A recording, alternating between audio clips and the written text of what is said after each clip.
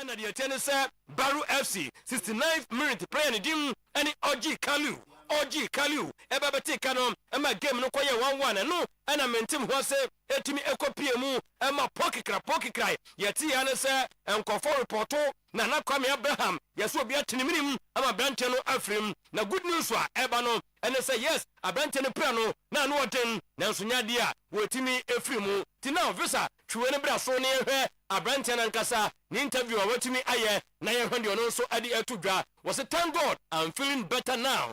Our medical team did an excellent job treating my injuries, and I am grateful for their care.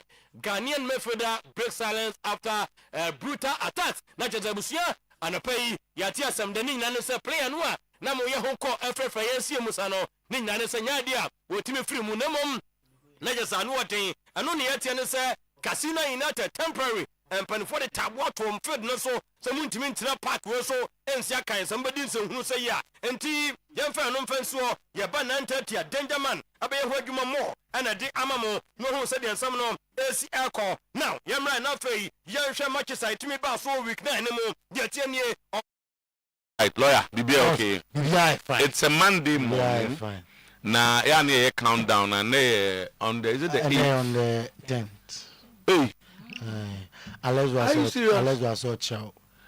And the Casano pay. Na Suluka Shem so lawyer. Sokoto Kwari need and they are pass it through Alex. Now I'm saying them pass it through Alex. Massa. Oh, are is it crying? I'm a catcher and say, be a banwa. Nasa, and man.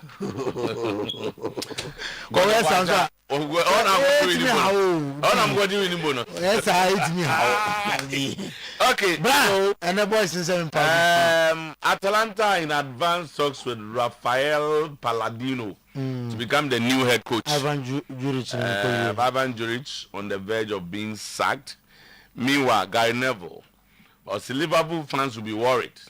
This has been a big disappointment today. It has been a month of shock. The first half was extremely worrying. So Liverpool, after what they did to Madrid, now then but Piero Incapi says Arsenal are trying to win everything this season.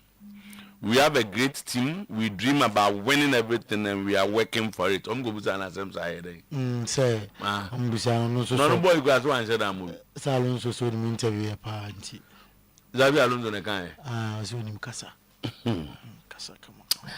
And so I said the last thing I should speak about now is a title race. We should focus on getting results. Now, I'm going to put on the title as I say Liverpool and Pomponzo more in your title as him. Modia mum focus na omo enyo madi nyina nsam. Okay, so Roy Keane on Matheus Cunha. Cunha plays like a man who hasn't been paid in 3 months. Jesus Christ. And go for no ya. Na Cunha so boy kama. Ana. So he's hungry. We saw that against Liverpool. We saw that against Arsenal. Wow. Jimmy Hakaraga said, I think Arsenal will be nervous in the title because it's Man City. And they've done this to them twice before. Twice before. Ruben Amorim, to play with 10 men for 10 minutes, then to overcome everything plus score is a good thing. Now then, Amorim will play changes, yes, sir.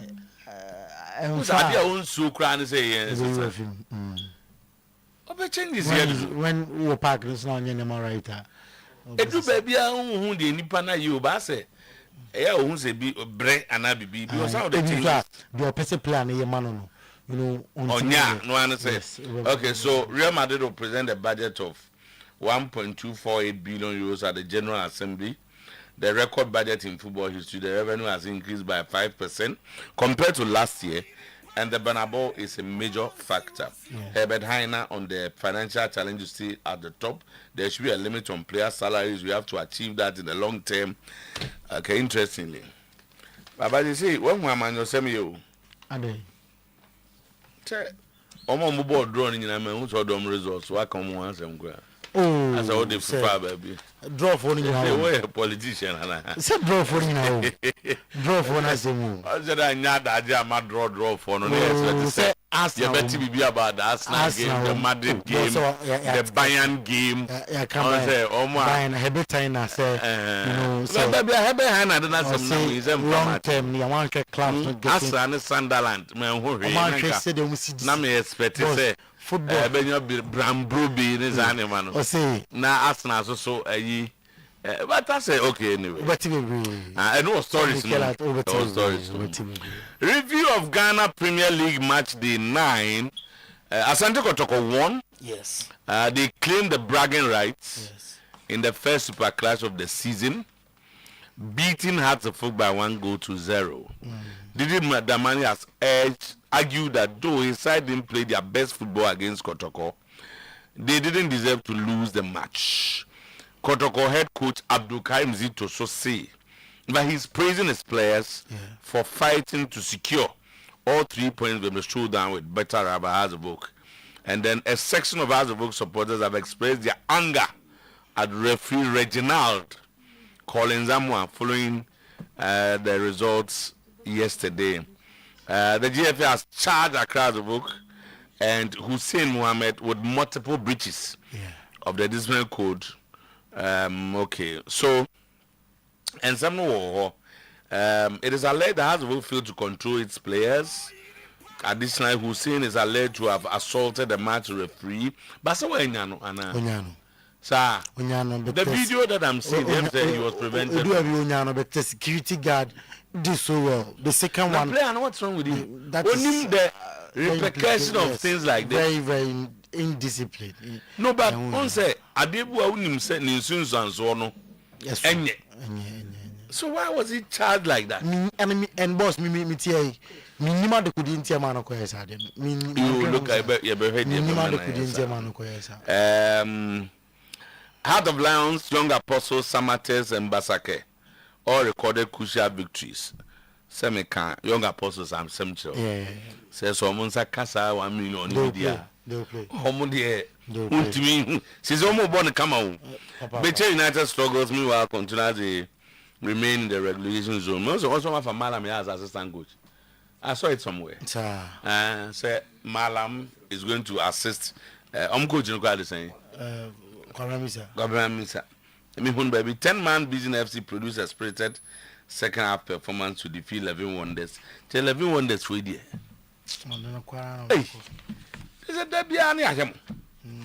So it's here. Hazebuk SC and Hussein Mohammed have been charged with breaches of Article 16.2b, 12.1k, and then 34.6d of the Disciplinary Code of 2019 and the GFA Premier League Regulations of 2025, respectively, following their Premier League match against Kotoko. It's alleged that the club failed to control its players after the final was when several confronted the referee in a disorderly manner. The club is further alleged to have allowed supporters to throw objects onto the field of play, while Hussein Mohammed is alleged to have assaulted the match referee after the said game.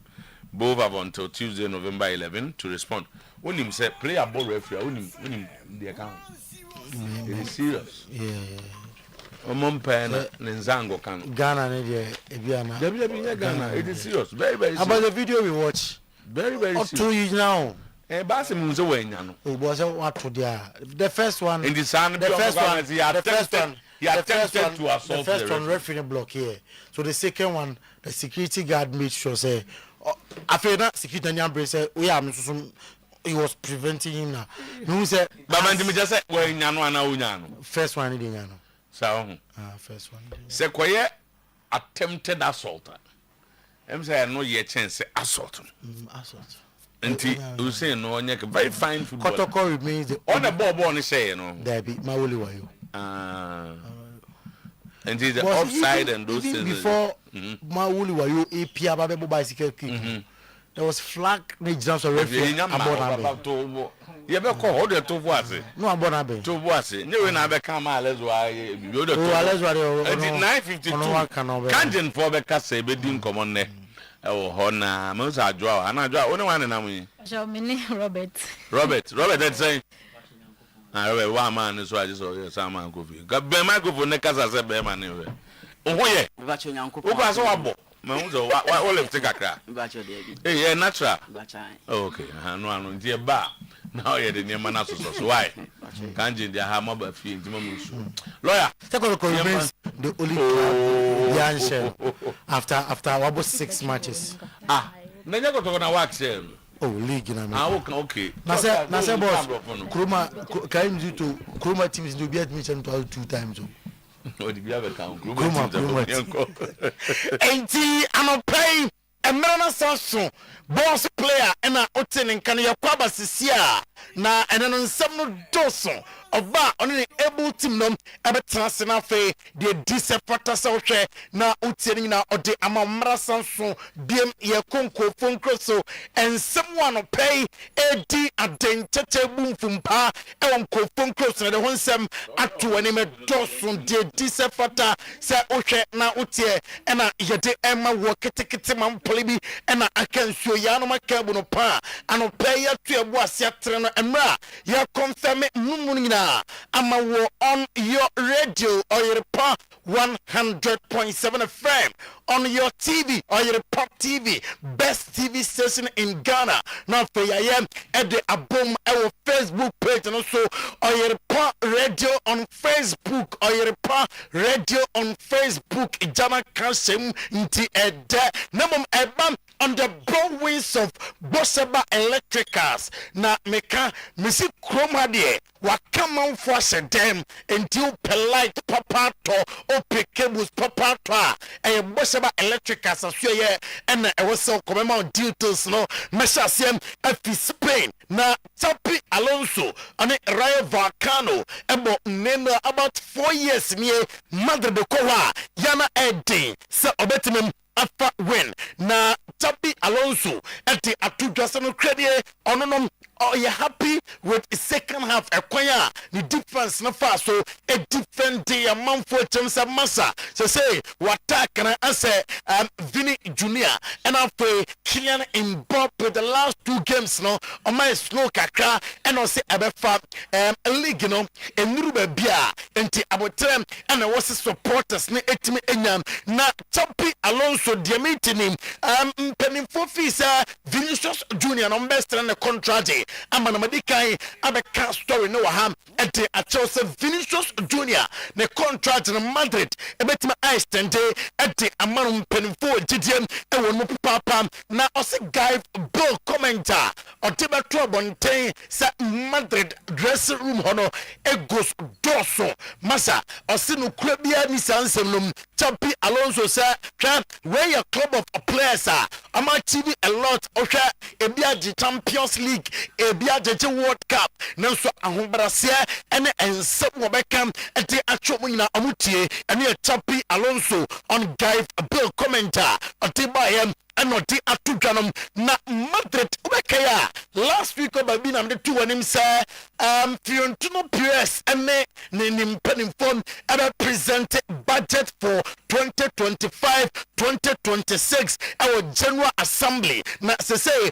amacho bibia enti agu krata so exclusively 1.24 8 billion and I'm presenting at the the board now the amateur soon tonton on say a 5% increase compared to last year 2024-2025 a major factor Santiago Bernabeu on say commercial revenue rise of high sense more almost supported club I'm match the revenue there Bernabeu no dema Madrid and also Kahobi and I increases our budget here. You don't some to anima and play na Ivan Zamorano or your former Real Madrid player and also say a name Osika na Okoti Madrida. Okase Uncle San Lamin Yama on San Lamin Yama or say or a great talent no de untmin tunkre Zebia Bono Nimbo Pa Nabum 50 into Madrid quarter and Madrid system na Antaya or say at the age of 17 years obate minimum deserve Ballon d'Or no kasara doso dodo nambom enkobesan Pedro sa Pedro nyobia debia okasa bebre oye kasanom ewo pete so ose na uhwe Cristiano Ronaldo na Lionel Messi mu a wate say at the age of 17 obi ka say mmete Ballon d'Or me say me na minimbo ose da bi sa kasa nti enkontonom ema na me adwuma ema Madrid nsem eto oni anopay na enra post-match press conference Otuo etimi etodwa emra Chapi Alonso Busiam about draw with Rayono or in some way etodwa after the game. We were ready for a demanding game this year, and Rayo always pushes you a lot, especially in the second half. It turned into a very transitional game, and we weren't able to unbalance them. They force you into a context of frantic rhythm, and today was exactly that kind of match. No, you're mistaken. I was asked about that, but I never said anything like that. Maybe after an emotional high, a small drop could follow. Do you think that's what's happening now? No. Today's game came after the one at Anfield, which is already behind us. Today we wanted to put in a good performance, and as always here at Vallecas, it's never easy to take the game where you want it to go. In the second half, anything. Neymar dos Santos Jr. Enra Flamingo Fono Ehruno. Flamingo fans no you say Amuluso 3-0. Na Omuyi na Frimunom. And I'm say fuck off Neymar. You came back to Santos only to play in the second division. And Enra Amakika Amadre actually Neymar dos Santos Jr. who would their life for Oba and Bonum on your home money at Jadia Matraima Que any Pulum Semua and Oyem Danny Omo or say Amushe Gosnum no Amu consider Amu Ayan Jumam na de here and the 3 points and 3 points now woman Sakayanum is the most important thing. Obiangela Legano ANTBA Oya Madrid Oya club will be an Atibia Bina Siwa Jeligra according to Danny Omo Osiligi Obia NJ Hans Flexer after international break Rafinha and after Garcia what omina ebe fita ombesia kan ama FC Barcelona Marcus Rashford and some yana Hans Flick e kachemo no say adia no kachemo ne say the DNA of the club mama nsesanom afa mu strikers no mum press high na afa mum wam ema enema nkoye ema club no secret omote every games I don't know na after international break obia ebehu FC Barcelona different cry and me Marcus Rashford are you happy my son said now or environment no accommodating environment and for the new grow and no ono Marcus Rashford ne performance etimi akosoro boy in sabam or dia tuga ebi enom Robert Lewandowski or say and run in the second half of baby manager Hans Flick ebusan say he anyum free one sanso fi injury by enchaye also catch and me fine met me at game no so are you happy for the hat-trick on Robert Lewandowski Ninsa etimi account and after international break and continuous improvement from the team Hans Flick as focus no ewo Barca so enya dey say Madrid and what channel Madrid drop 2 points and 4 points and a da on it Barca and tem or say on the league table on Joe Biahon or Joe Barca. At the moment, it's like, especially in the first half, we made some mistakes, more mistakes than in the second half, and they use it. They used 2 mistakes for a goal, came back, but what I saw also in the first half with the ball was really good. So we control the game. Second half we control the game. It was a really good match with the ball from us in the second half. Especially in the second half, we defend much better. And football is always like that. It doesn't count what happens in the past. So it's always about the next match. But of course, I think also the second half give us confidence also for the next matches. And this is what we need. And today we normally.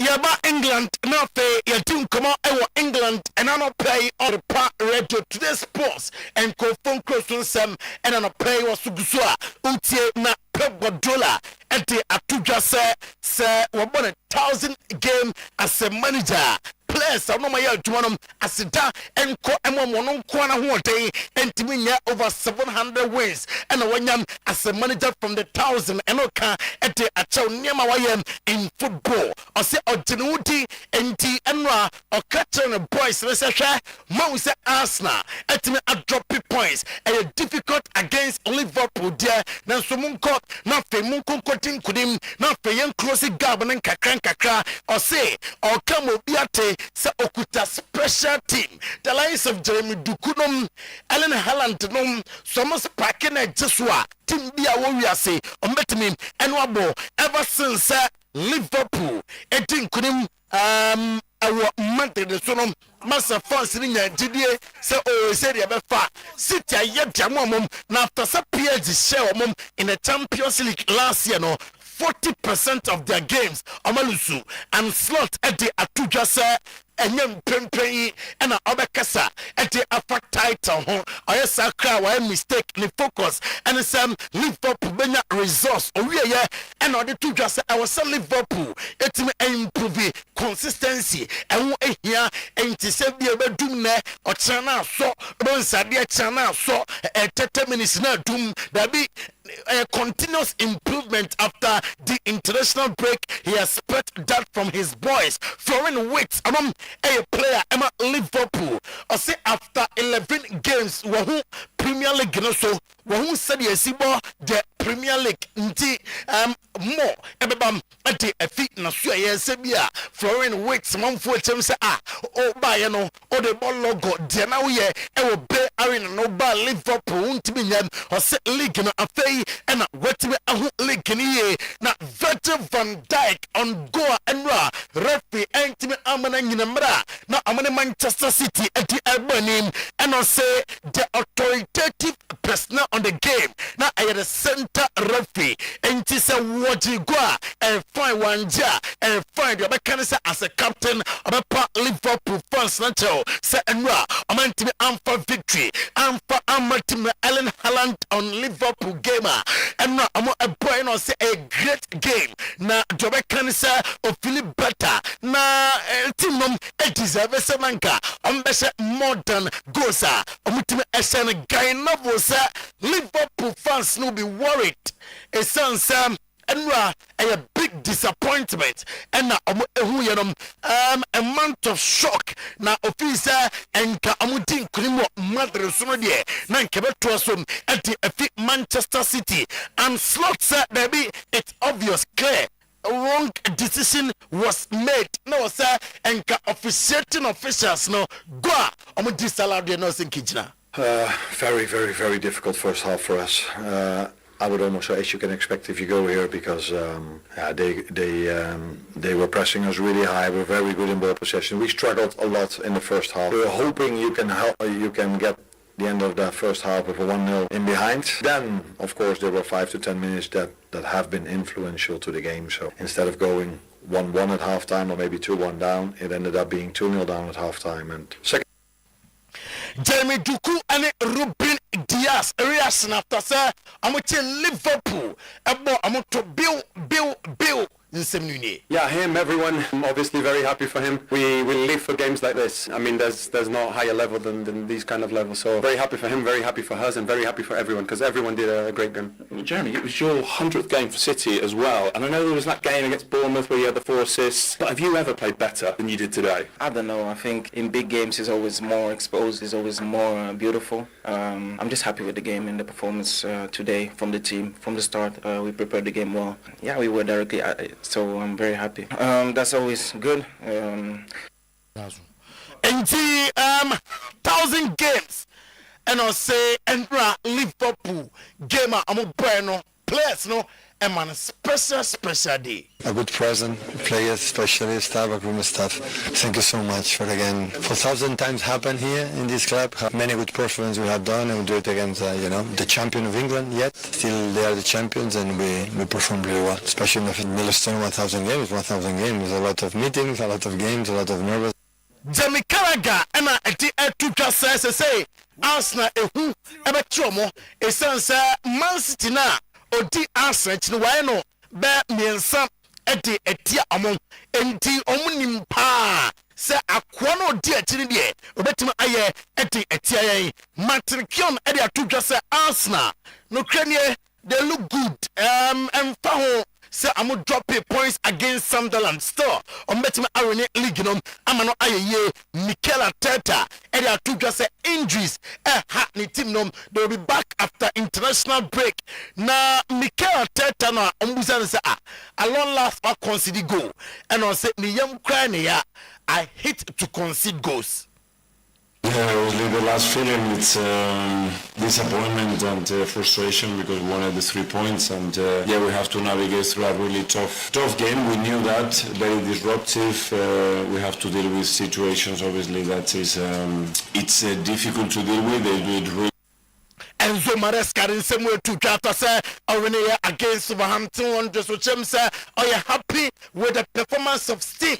And I feel the 3 points. I was very happy after time, to be honest. The difference between half time and second half has been that we just scored. When you don't concede nothing, and you create 4 or 5 chances, you have to be clinical. We said many times, otherwise the game is always open. Medicino Antonio Conte, manager Emma Napoli also 2-2 Bologna. I'll say any results na omo ehwehwe e was team no etimi epeja ne modern bonum na Atlanta their teacher say amne Rafael Paladino 18 come Ivan Juric nemfa na me de sorry na majemu amakanji na Herbert Heiner onum say Herbert Heiner a German businessman and former CEO of Adidas Mnoka say or supervisory board chairman of Bayern Munich or say I was so much here na players na ketu na omoteso enye prepare long term say omanye sa teams no always on their posa. I was on the middle tour, no on the yes side Jumano, and then Sama, Herbert Heiner, at the to Luis Enriquez, Sonny Mayulu, one of the best youngsters. Yewo, Abusiam, Yeren confirm close to some SC on Oyerepa TV on Oyerepa 100.7 FM. Yere Canton and Magic drinking water. 418 komenso onumwa utusi nsuo na onom water is life into onumwa nom papa prekonde onumwa obenya hoden nti adwa good morning nse bibia fine nti samedi ye be jide akanama na onunu abema anopay matrechemu na yate ase why I was chusu kanjen and magic drinking water. Right, Baba Yedasi. Anope yebechia ehwefo ne etiefo anope. Time no kanjen time. Na ene topic no yehwe ye environment na pollutants adoso ama mframana say.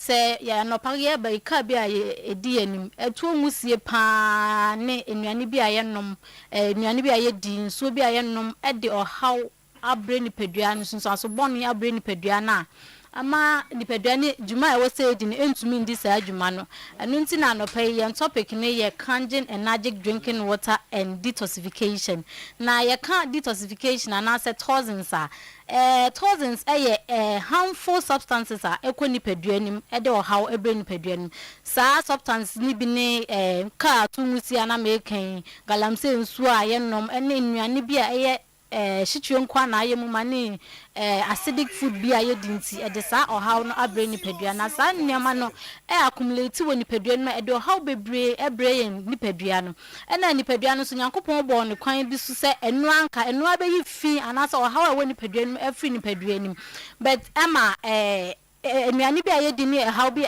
nso bi anum nti sa adwumadie no entimi nkoso woni pedua nim nyame bo ni pedua ne se waman organs nke bedi sa adwumadie organs bi ti se liver kidney ene large intestines ni baby no sa organs ni entimi enye sa adwumadie no e de ohaw because aduane bi aye die ne nso bi anom nti sa ohaw na beto liver ne kidney ne so adwuma wo se edi ne entumi endi eno na ama yare bebre adoso e woni pedua nim no na sa ohaw ye koni pedua ma e de ohaw koto liver ne so enti kadwumadi a liver ne dwumadi papa potia ye ne se e filter blood no na ayi efia ewom afrim but aduane bi a yedi anase adokodoko de bi a yakonu nti yentumi nje liver ntumi nye dwumadi a wose edin na de ohaw abre nipadua no na anopai de yeka fapem ni nyina ne says ekwan akanje ne befa so aboa nipadua na yisa ohaw na free me no na yeka ho asem detoxification no ene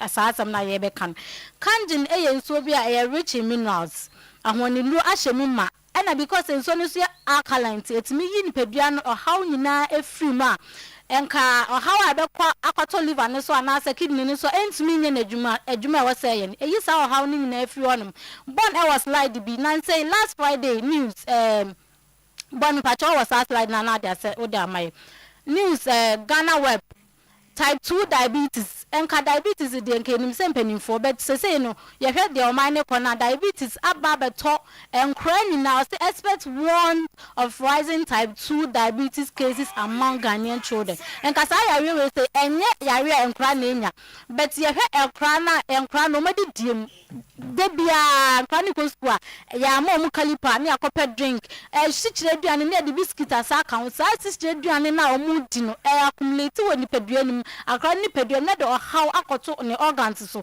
nti anwode anka wasa akra ne benyina ode beye adwuma ne osana na ma me ne de akra ne de nti organ na say dada nti obeni no na oni ahwodin bi a ode beye adwuma na say ne organs no ena na ama sa rising cases here rising because ekwa ye fa so efidi yankra na drink mama so ya no pa oye akane lunch oye lunch na man no sa the drink kalipo ne biscuit asa account akwa kwa afia no pa kosi anyum no bon se aduane obedi nya ye sugar food ye ma ye ni so nko ensu ankra ne so eno ne de how abre ankra na ma se ankra yi nyina na enya diabetes nanka sa ya ye beba na che insulin ana say nipadua no wase no produce insulin wo nipadua but entimi enye ida say enye enough ana say enye makra na atimi regulate blood sugar level our blood eno na accumulate ana de ohaw abe nipadua no enti yesra no pa ne yakase kanjin de ebo nipadua no eyi sa ohaw no anyina efri nipadua no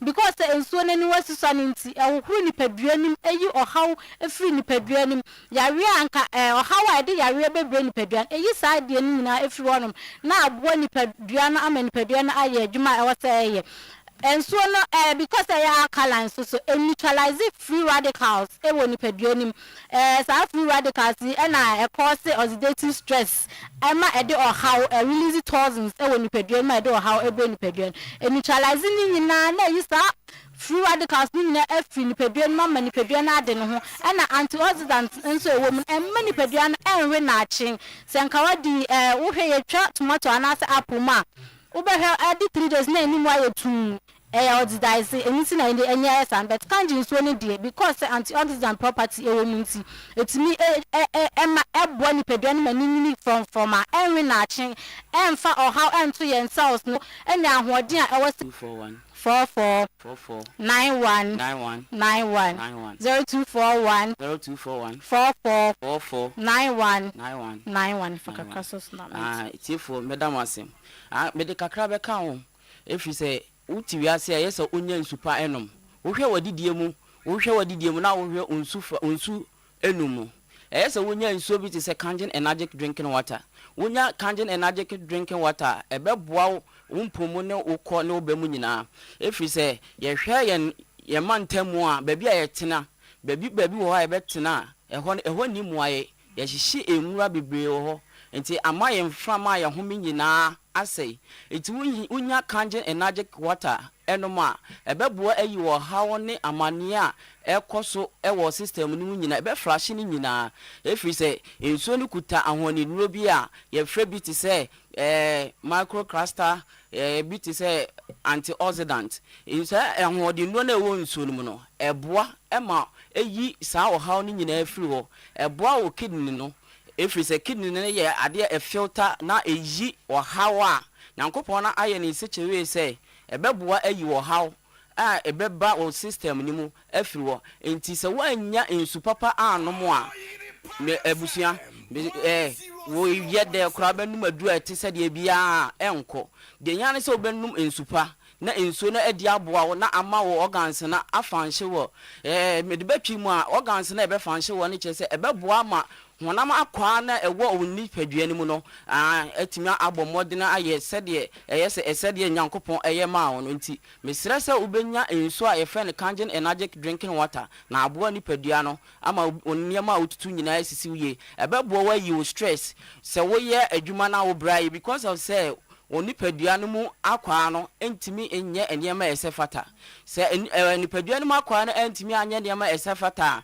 wo nipadua na nkasa no nipa na mu no kra nkasa no de obeye bia kra ensi wiye entimi sere so obenya nsupa no wanom na aboa na ma oniema ene wo mpomu nyina aye kama ama wo de kaka ka so bia ya ka se me ana me kama sem se ya webu wo no ma enye edro na wo hia ensuo na wo hia cause you need first aid neuro for your organs ebese so what's not now ja wani na wo yi wani free aduane a wo bedi so ni nso a wo benom so e de wo haw na bebre ni paduane nti na no pe ye kan form out say pe kanji na energy drinking water ni bi nenom na mfa pomuden pa emro sanse yes see how you are da ho no ma si ye ka se ye je wa pema wo be kwakọ peska no e de akọpe ayaresa but unya nsupane no ma eboa eyi nipadua no eboa nipadua no yi ohaw nyina free nipadua no manka yare anasa ohaw ebeba nipadua no e makra na akọpesa scan out akọkọdi sadwuma no enu nti na ye kanfo kanji na energetic drinking water ma so opa pomudin papa anasa organs papa ewo nipadua no dia nom kanji na energetic drinking water eno na de apomudin papa ebebro me pa che number no ye 0241 0241 44 91 0507 37 94 74 your Brema UGC nyame so adom your distributors across all the regions nti wonti bibia se offer your telephone number na yen sabeka ne yetumi edi nkomo bia nso a ewo honim yedase right to adwumadi ne so edi amamu eguso a eje aboafo nkrato kakra bi eba na show no atwaso edi amam Kingdom Herbal Center ekoma so ene edi nkomo ho Kingdom Garlic Capsules and Bitters, Kingdom Ginseng Power Capsules and afi Kingdom Tremendous Capsules enupai Kingdom Herbal Center ena edi aba Garlic Capsules and Bitters ne boa eyi arthritis, anxiety, eyi hypertension, stroke and afi heart diseases nyina edi efro Kingdom Ginseng Power Capsules no eboa sexual weakness afi waist pains and amount physical energy na odi aye wadwuma Tremendous Capsules e mana drew a menstrual disorder, bad odor na vaginal infection to us here at the amount kanshi drug lane ube Kingdom Herbal Center ewon cry ubenya no ebi ato ura pharmacy eba shop biana ebi 0559729855 and 0559761144 Amen Scientific Hospital the best alternative medical hospital Africa na the tennis oba ya so ya ye two stroke as ye two awo nsem fro ye wia na yade kwankro bi eto so no ye yi na de free ho e de ama machines no ho aye de diagnose yi yade ni pie no eye makomako aduonu na ye de ba ko be kan na wanya ayaresa bra amen na ye nye stroke no ho adwuma awo nsem ye ho adwuma e de ama me wa cho kuma se ye wo atwema tachiman kwada so fo ase kwan so e na fe ukom other branches aye bi o Ghana enchi boga wa bibia ni akra takra de tamale atebubu nkoko sunya no ho se hwide bi so and afi ho nyina Amen Scientific Hospital ye ho ye number se di djuma no 0277 001234 and afi 0241367349 Apomodin Herbal Clinic Dr. Sam no Dr. Sefa and yadie ni nyina bra na onya ho adwuma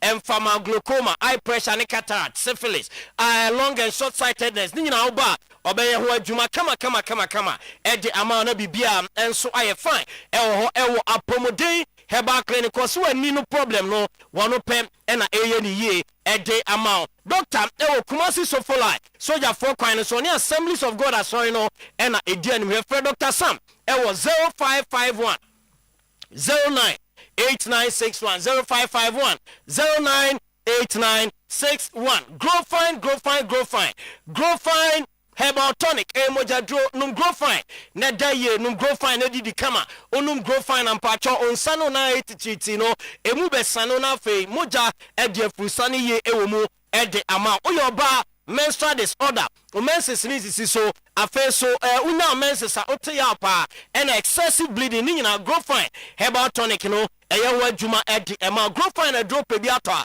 me ba cho ebi misty herbal colinac herbal smart herbal frediment apidank na fe purely nyina ubenya bi na wato opedodo a for ni chemo digital herbal clinic kuma say amekom run about Bank of Africa number 0244 596532 0244596532 hotel no ba ko pe wa santememu Knox hotel ho na okoda otimu say yes wada hotel ni nyina ne say dan no emu ye kama environment no ho ye correct ankasa restaurant ho enso etwanit aduane na eje papa ba ho conference onyumako mo gide edimu juma free wifi spacious car park ni nyina ye mo bi Knox hotel aseye na onso say yes kumase abepiem na obedam Knox hotel no wankasa wani beje ho pa ya waso Crowland Street few kilometers away from the Baba Yara Sports Stadium 03 220 24438 03 220 na 0559664891 Knox hotel numbers na media to the from where na so kopɛ dan no na dam na bibia anye fine emfama edek SM Bakers eno eboa ama bema oba ulibido akoso se de be ya no ho kani wo ho a okon be do eso ni bedin hyemu na eye sa adwuma no na yisisi ade afri ho eyi low sperm count afri wi a na yi premature ejaculation enso afri ho e di account edek SM Bakers no de bia me ka se no ene ma aware so na mafie eye de ni nyina ne se aware mu hyemu die de hia papa enti no abra mu hyehia mo ho eye intentem so no de bia na ni je ofie Pedro Bito ewo herbal any chemical shop across the country Fred Weber Clinical one numbers no 0243 989 368 and 0201 044 221 ABA Herbal Clinic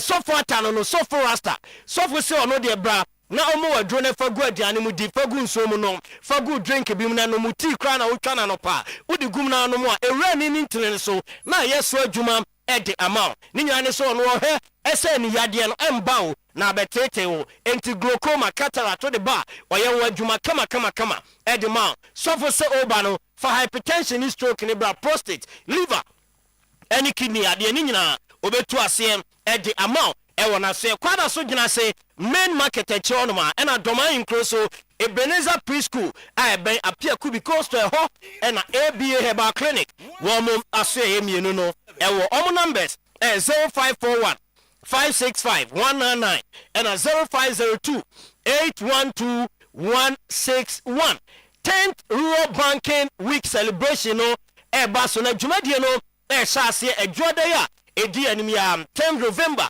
2025 and a press lunch no ekosom na ebekoso ewo atwema kwanuma Rural Bank PLC one a conference ho and omo launch the 10th Rural Banking Week celebration ni wukwada so 12 November talk show ebekoso na no mo ba wo be cheche Rural Banking dwumadiem ne kwan a be faso na omo promote omo activities ni nyina enso ewo radio so ansakra ena dwumadie no ne da etoso eye edu enai wo mo aye donation ewo Garden City Special School ewo Askorimampo 22nd November ena ombe climax 10th Rural Banking Week celebration no ewo Volta Serene Hotel I know ewo ho na omako na dwumadie no omde bibia ko na wie ya akoke koma no na afi omajoma ni kakra e de aguso ansa na 30th November Thanksgiving service na koso ewo ye Presby Church I know ewo Bantema eyanopa nonkro 30th November ena dwumadie no enso ebeko na wie ya ye de sankai bo no e de mountain stakeholders nyina amu unum so wo shares anase wo ka ho na Rural Banking dwumadie ne koso a free adwadai na mabeka ho na ya dwumadie no ama no ayefe EKK Charity Foundation mebacho 1 week of intercessory prayers no mebacho ene na eshas ye se na etem misewa 10th November ya ene na eshase Kumasi Rose Park enwumre no num ekopem enwumre no ndu de biara da ena yede dwumadie no ehhehye so 1 Timothy chapter 2 verse 1 to 8 ena yegina so na yabompan na host no Dr. Evans Kofi Kwafo CEO edema EKK Charity Foundation wano ena hosti dwumadie no de amanyame yadom efiade ne anuano muslimi fo ebehia ewie dumie no na yabo empire ni bia sakra na kwasiada ye the Thanksgiving service na se som no enso atoa so ewo hono ma numbers afre no aginchemu no 0535 101 110 and 0550 072 777 na waje enchemu a echen de market so ene bra na yemo mpae Kumasi Heroes Park enwumre no num na jumedi na we nim about Association of Rural Banks. Oh my yen eno so shase ene ene na press lunch ne baso ewo atwema kwanwoma Rural Bank PLC omo conference o yeka se kra no ashase that at 10 a.m. Into executives executive council members ni nyina Asia board ni chairpersons ni CEOs Asia press ni media ni nyina enso eka ho a just ye lunch dwumadi na sana ukuada talk show no enso abaso na talk show no you bet throw more light on the team for celebration as empower eda Rural Banking Week celebration so na ya hwekwan ye be fa so a promote rural banking activities and so ewo Ghana memu enu ye ukuada ye ba radio so abedi komo na fe fiada ya ye donation ewo Garden City Special School ewo Oyerepa that is Ifiada and sana 22nd November 2025 ya ko climax dwumadi ni nyina Voter Serene Hotel ewo ehode ko giani yes all right na bazi ya dan ope wa ha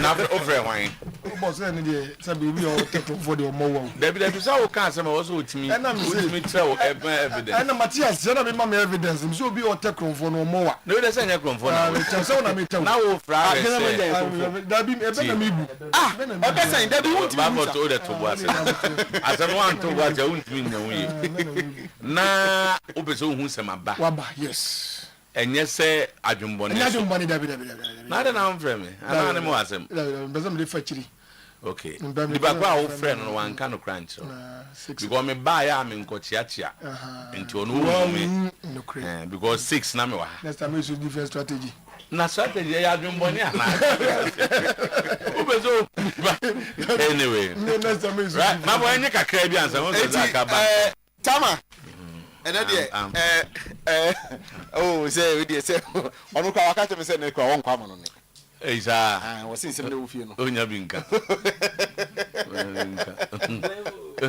tama bawo Ethiopia tentem kakra don't ever appoint Reginald Collins Amwa into our games. We cannot guarantee his safety.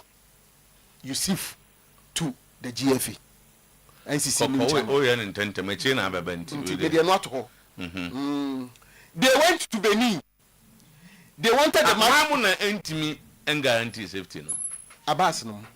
Supporters no. Okay. No mom na guarantee safety. I said here. Now almost some of the can hold they said matenda some media man matenda. I matenda on pay matenda. Nti no almost some of the crowd dey saying we crowd and crowd be that almost my police for so match as be omo police on matches. Nti the omo dey ba na hu crowd saying dey wo no. Tama they went to Benin. They wanted the match to be postponed. They waved white handkerchiefs, but were beaten. And also one more. And so your good friend evidence and so must attend that. Oh, but what you evidence? I mean, some young attendee and some attend white handkerchiefs waving. It's in the 6 o'clock now, by you know. Tama. He is the you should see to remember 1 minute, just a minute. He is the head of competitions at the GFA. He is the new MD for House of Folk. Your good friend, Julius. Oh, Julius, no dear. Julius here no Western region. Debbie, no. Julius Emuna. So he's from the Western region. Julius Julius on the competitions, minimum. Okay. On his way the new MD. Then he's the new MD for us. On my year, on my fan. On by also wiki. Okay. You don't want some by him, and so papa and also so now Tama Amasaman District Court reminds 11 Wonders player and team manager. Okay. And also white beba. And then the people of Adanse has now welcomed Ashanti Good 04 FC. Okay. And Tama and also so Matenda. Okay. That's right. And what about you? Zach, I said, I said, what about you? Mammy, 10 seconds. How about you? No, you could. Okay. I know you could do that. Okay. You could do so. Okay, Democrat, I wouldn't be. This is a short cut. As some will be our chairman. Okay, we signed by Jones as Antim for you. On the PRO. Okay. That is me involved. Okay. Yabani akanya. Yabana. Some more police. Yabani akanya. Time lintim bese. Aging na belt no boa boa. Yabani aba. Wala boa boa. Last year me chu obi na. Yego aba se wi. Okay. Headline. Okay, headline dey say kakra was here the bar no. No, Kwazi Asante Kotoko. Omasa Bilisi wa Crown Sports Stadium. First headline. The referees now so ani can almost second. Almost asabe yo madi ni bim. Second headline no. And a technical team no so mistakes on Kotoko no so omu no solve. Okay. Third headline no. And at the fourth headline, House of Folk score clean goal. The Ghanaian referees has denied the House of Folk clean goal. Clean goal. On the Mauli you go. Yes, I nya oxa, yes, I nya penalty on the box. Pierre player he won. Referee sorry, we dey capacity ho. What they may come do we are now Kotoko Pierre na waba. What I say? It dey can say. So me dey be a case 2 cents born na yen hwe no. Ye ha no ma headline ti enko. Enkom ransa. Tene ma bantam no. Enkom ransa. Better say the be bia wo fa chira be ne enko. Zach, yeah, just say you be aba ntem na. No, a lot of things. Quick one. I think say I'm on the see Evante. The see Evante mrana. You be check. Sa, yenye sa ho. Debi u yende. Akaka na so sacrifice o chance nenko. Ye be fi. Okay, ni me enkalete ni ba so opereko. By press release mbacho one be tell me bro for you am be kan. Okay, so the National Chapter Committees of Accra Voc wishes to take this opportunity to thank our dedicated support. Solo ba be translation. And also be be. Far and near who came to the Accra Sports Stadium yesterday to support our dear club Accra Voc. Given in defeat, we should all rally behind our team. The NCC raised concern about the match officials before the match, especially referee Reginald Collins Amwa, who has shown biases against us Voc. And referee, anytime he handles our matches, and did same yesterday, we want the referees appointment committee as a matter of urgency not to appoint the same referee for any future Hearts of Oak matches, else we cannot guarantee his safety.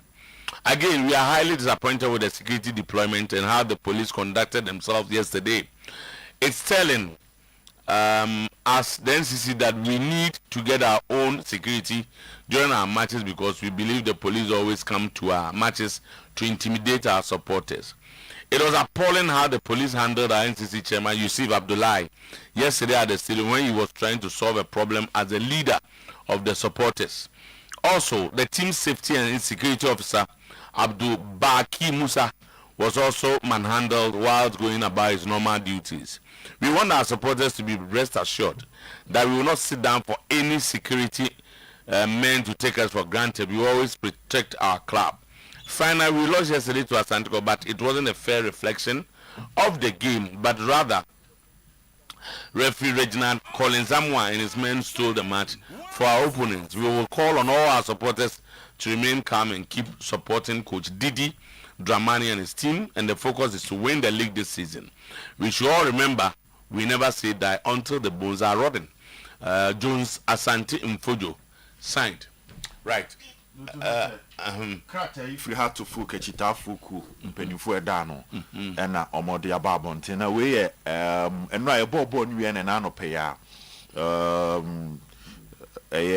Kobe Jones Jones Asante Mfojo ono ena has a chita fu nyina omu penifo no on the kasamo to na trotro den insa shase no say edikan ombedikan ad fa akonya we so ada has a chita fu ewo ano ne akiri nyina ewo enra senior musifa ebo dompin bepie mu wa Accra Sports Stadium ebeta House of Folk team na chi na omani age omo modern boy especially eduru de dia na nkugu ni mpo ba na chitafo no gusu ana wo mota wo machi nto maseda enya de ombe fedi no mada ase awie no ena nsema hodo bi esi wo match ni mu no wo mo twempanifo adwen abaso de ankoyi amom no o ma yere ho ka ho asem NCC ne se edi kan ansa na kukense ni mpo be baso no wo mo tro krata kasa bebiri e de fa referee na oba begina bonum Reginald Collins-Zamwa se emire bi atwam me kwan wa fa so edi House of Folk matches ene kwan fa so gina mu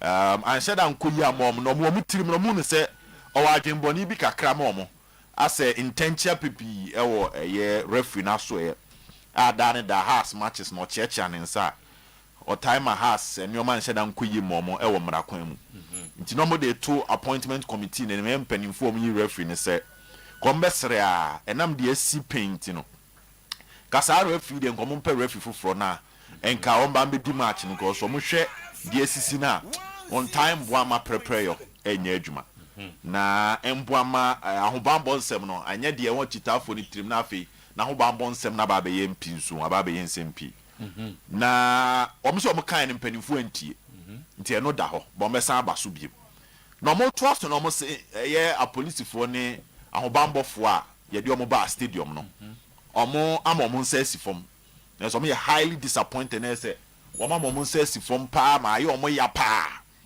ni nyina na ye se a policefo na e bae no e kwa mo fa so ene e ya ahobambofo no bae no kwa mo fa so ball e ye teams ni mienu ho ban a omo de Ghana mra sifa eye adwuma de fa ball mu no omo tia ne pa omo se asemisi na omo chairman a ye friend no eye Yusuf Abdullah eye chairman Yusuf a ha so fuka chitafu nyina no da no ana ha team ni na ebo home no oye na adwen se nka wo bam aba be siesie se chitafu panyina se bibi to bibi chia wo chitafu aso ya ka wo siesie se ne nka asumdie beba ne mama police fo ni piepia no pushi no ko ba bia omo ya pi se ebuo ni dia ka ha se chitafu nyina panyini enka efa ne se wo nsa kana ya ka ha se chitafu nyina no a police fo yi amfa se ebuo na mo mu se eho no om de omani matwitwi fom na se ha se chitafu nyina no ye de ompanyina ni matwitwi fom ne na se omo de ha se chitafu nyina ni matwitwi fom ankoyi amom mani anje ho de etoso mienu club na ankasa ye ha se ku no nipo mayi ne se ahobambo ho nsem ebra ha se bobo onhwe anye ni ebehwem na se ne din wo afi na djuma ye de ahya ne nse ne normal duties de mrem e ma no ho kwan so wonye no Abdu Bakir Musa no tutu a police fui kwan mo fa so ene security fui kwan fa so twetwetwe abrantie na na ese omo woni nkunsa piepia no eno so na ese omo amma na djuma ankasa no wantimi anye eno so omo chia wo ho nti eba ne saade a omo hwedi esi na ese house for ne so mo form ho adwen na ye kɔ anim no ade bia form ho bambo bia no mo afa no de show mo nsa so ba hu se nipa aban ama omo tumi na eni kwan so omo gina ha no aso omo ba omo gina faako a omo ko editia omo ha to folk nti omo ho bambo sem de kɔ anim no no eba be form ade na omo ansan kɔ saa oyenum no biem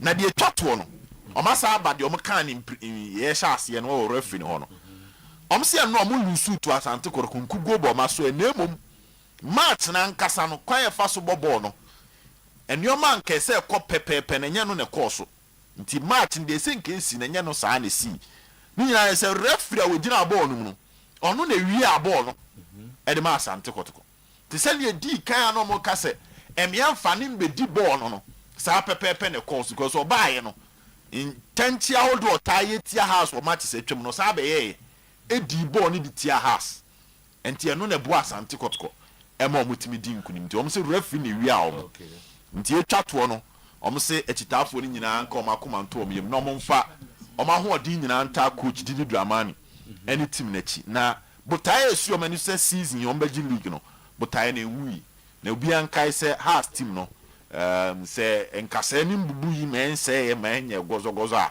om da so e wogidi say nyoma be yi e na Kobe Jones den in Sasha asem sto tu Chase yentio well I think say yesterday we enjoyed a very good game.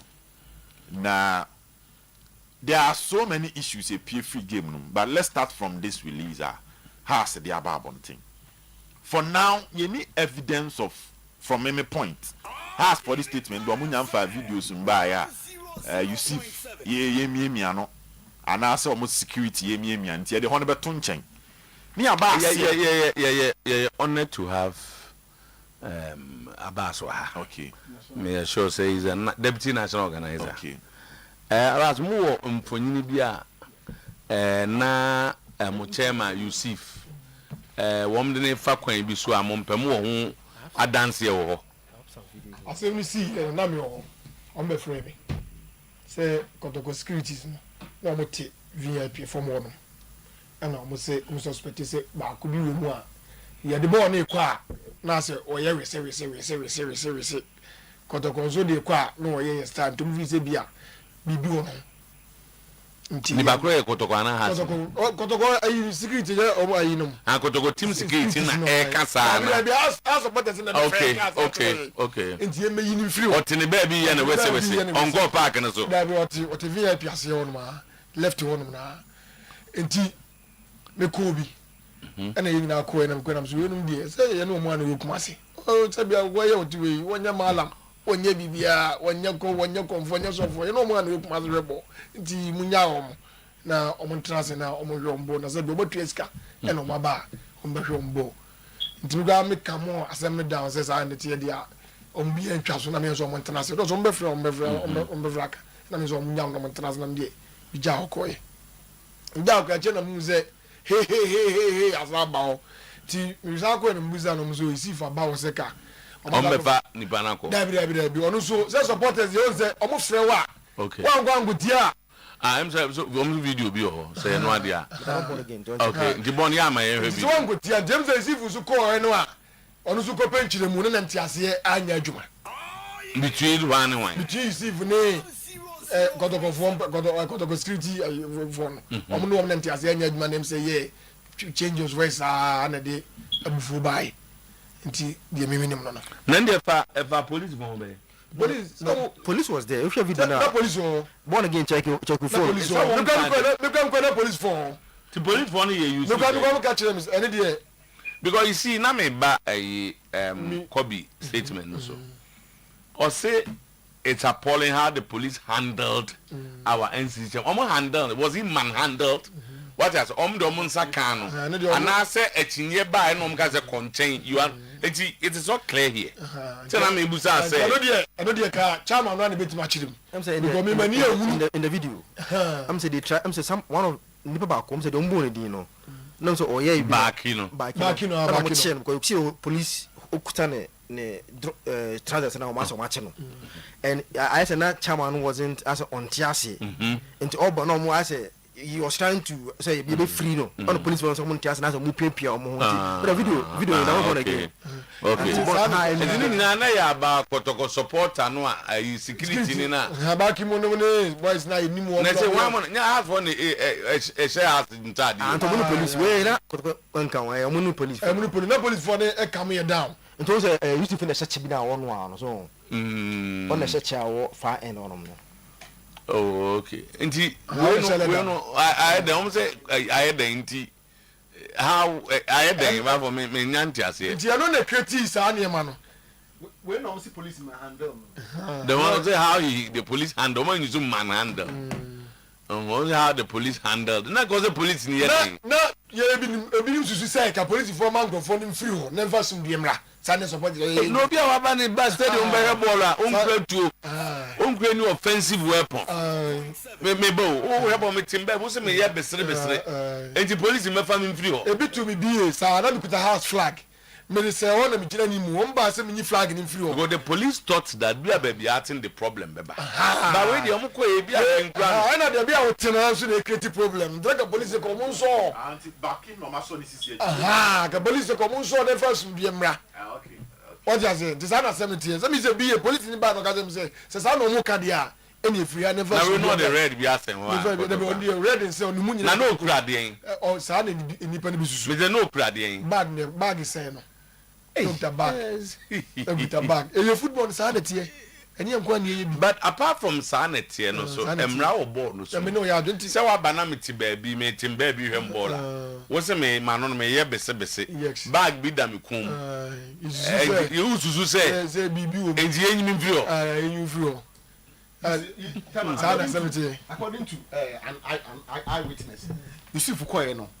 Pam sa akotokoni no ana police for by no mbechi you see say ontimi pam kotokoni no omutimi pam ni mfiri ho no abai be he ball on fomo mra bia ano na e ma ha supporters na emi anyu sa de na police for no chi you see no and na chire so omdi ni pam for koye instead of you see almost the police for the pam for baki only baki ko Mati over asem so na okay so based on what Abbas is saying, you know, has for the statement in normal duties. Yes. We need normal duties and you back in normal duties. But you be no so. You share asie de no. You be we ani aba this security concerns and na see on chichimu kakra Mr. Otuo. I don't know normal duty. Say so my security coordinators. Yes, yes. So if he's a security coordinator, and I say BBSC ho. That's all ba about my clarifications. I say it's part of his normal duties. No, count. Sir, I'm the buyer. No, say the do cost was stance mu. VVIP and a VIP and count. Baby, I dedicated them on some car say. Be check it. Supporters away stance away for DNA. And you better check it. The VIP in count. No, in count. In your zone. Okay. You basically you have a lot of work. Even the players and a club, no, when they are coming and their departure, you report. If you take action, you are wrong. You report. No only security officer and echo. Security officer na ba before free ho. Intika onote asemno. Ye born a man, you go to the security officer and complain. That's the police na police ni penyin no. O complain na police ni penyin ka say enya writer utumi. Okay. But if you take action, then you are more like a violent person at that moment. Okay. They do not classify you as an official. He will classify you as part of the confusion. Okay. Into tia and then the man commander the NC baby any na a police for any so the mode call. Omo ka say send konu mom na bebo ama ne hu sa akwala na ekọ ho no. Na wo akoba ama ne. Na police for any mom be tumi akwa akwa yi akwala na free ho. But I answer first no. Na sa na ne ye no. But say nyoma asesa. So let's move on to other things. You ever buy chairman you see for the NSO. Me di ho nkomo. Muto Kobe Jones statement na no and we say it me free Kobe Jones. My friend, your program is one. No. GFA free Kobe Jones. Yes, because if you say that the referee, this has NCC, they are recognized by the Ghana Football Association as a key stakeholder. They say if any person dealing with hard to folk in penny phobia, the first group they will call is the NCC. Mumu you recognize. There are other ones who meet me you many mom. But this statement is from the hard to folk group. So Okase, the referee, stole the match. Hit near one from Emuno, who so jadi the account. Now let's go to the game itself and ask ourselves, are there basis for hard to folk supporters, the NCC, to make this bold statement say referee we are more. There were about 4 controversial decisions. So since it's not coming from Abbas, he fana we are no by na yen tackle no one by one. First one is but I'm sure you have a video of this some of these. Okay, the first one in the first one. Yen can't fall in na. Kotoko penalty no. Penalty na kotoko de say. Nenye penalty. Na so but woji. Maybe there me want say contact by. But you need contact you purchase your money penalty. Abas me back. Yeah. This is a statement that we can once. Are you suggesting? Yes. Are you saying send a kotoko penalty in your penalty? One no. Second. Second. Go yen player baako omu sumnu etu kotoko yenso ebo kotoko yenso bo sum wanye deny has penalty. Okay. Third, go na ye share no a odi deny go no e ye kotoko player and a heady ball no e koma ye player no azana o deny go no eno so osansi be ye bi osansi be the same thing ya o pass the ball no ma kotoko striker na no that outside position ko share Baba so say 1 year kotoko penalty no. Kotoko penalty no. 2 year there. 2 has go now. That has is unya penalty. Ya referee anje push has player to penalty box mu referee na anye. Third, you go now. As a referee last man deny no. Maulu ay go no. Because wakola na head here. Set the head ball no. It is say Jesus ball you di akire yesua. Say asibedi no oboko akire no na kotoko player ni da offside. But football na say woman back pass na say opponent three players take when the wanya off. Engineer manu ya miensa enye 9 ne dey asibedi no say nam di ka we no one point tinema miensa be say me the key areas into us say the referee stole the man because it's a very serious yes so one yes ozo kotoko penalty no na nye penalty ni gba se kejina 2 hours nya penalty yesu 3 go na half fair go kojo set and that puts the half player on yes oniema miensa no yes okay yeah sport no the same thing ABC evidence ni BC ya yes we just say example how they come that be no just example so wo ye bo charger say the okay the example kwama point na dimu yes but the main point that one kotoko penalty no was not a penalty 2 ha sunya penalty ni 1 and 3 ha scored a goal and then offside. So we will see if the video can help us here. Thank you. Abraham to discuss. Thank you, Matthias. Okay. So yeah, we got to go penalty first of all. Okay. Yeah, we got to go penalty. Before we even move to Kotoko penalty, judging from what Abbas is saying, first point, he admitted there was contact. But yeah, so you know, slow down, my Mr. He admitted there was contact. But Abbas, the other except first, can say the magnitude of a penalty and the effect a penalty can have on a game. The referee should make sure that we don't say but say near any man 1 by 1. Bonana.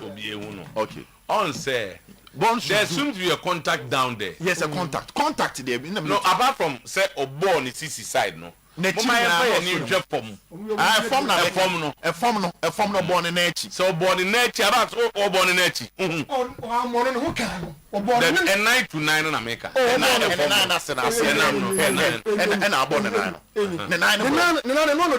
But a boy can good. And I can no good. Okay. So there was a contact in the box. There was a contact and no referee no discretion. Okay, so the first point since the referee had the discretion to take a decision, kotoko penalty no in idea there was a clean penalty. A referee ne dia onye bone. Oh, what sama wo. Dabi, we na ka obi a penalty ana. But Edu baby a penalty. Edu baby so. So the referee saw it as a penalty. And me side the penalty. So to say nya na will take a decision. This is move to the next. This is how it is. One. Also normally when there is a contact, the referee look at the direction of the ball. and who is in control of the ball. Now, in the Kotoko case, Yamanko Abefi made an elementary mistake. For a player near Bobo Obisia, you don't make that mistake. Number one, the player in control of the ball was the Kotoko boy. That's Peter Aqua. Senka Manko Abefi mpo 9. Every ball no the fra Peter 9 pa. Though there will be contact, but you had access to the ball. But when no sharp, watch on and we lead you. And by mistake, you never say by mistake because a player move to the next one. No, but let's admit that this is a clean penalty. They be asked for that there. For many points. Very good. And I may justify saying ask for that. One, the Kotoko player had control over the ball. Now we are box no. And I will tip on the net. As for the unqualified say football, yes, but 9 ball in the net. And a man the top form. So or top form will lose control over the ball. I'm a has beat me So when you have no control over the ball, clean penalty, Mr. Otuo. How many second one about as a penalty? I mean, I don't know. No, first of all, let's to encourage.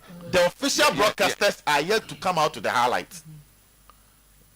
The official broadcasters are some now, and for official highlights by. We are some Kotoko highlight or the buy. Yemfadi one. Yenya Abbas, the na Okano. Who walk to the okay. The has penalty no Okano. Nabas Momo that video. Has and Yamai. Yen jumping and go at the offside. Go ahead one. Offside, the God being so good, there are other angles to it. Yen offside. Let's all watch it. Now yen baby. When the flag went up, so this is it. Crossing the by, then 2 players challenge for the ball.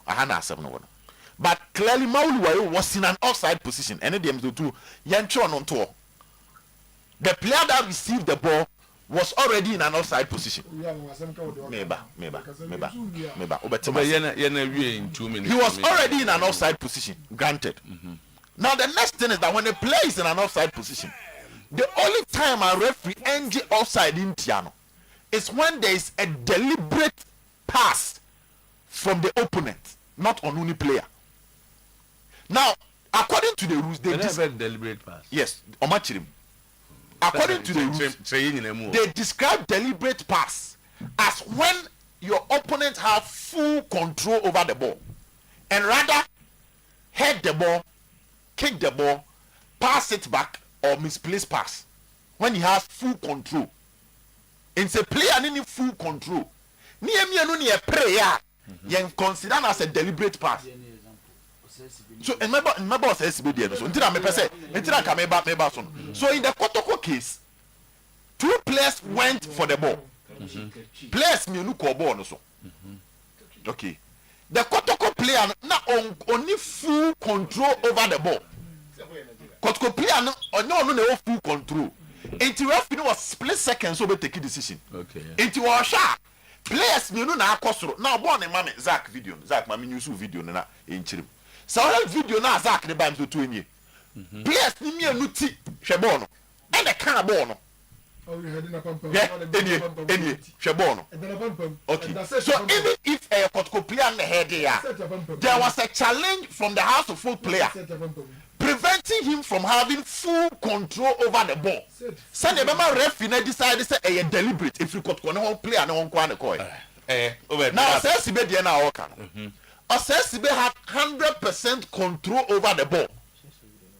And on decided say Oba pass akwa echiri. That is a deliberate pass. Kotoko nini dey is not a deliberate pass. We along the line, it's you. We will have to talk to a referee. So me but they be chilling out and person Muhammad. Se Sometymer last man flag here, not boy any heady boy in the crowd. But now, no heady boy. And the video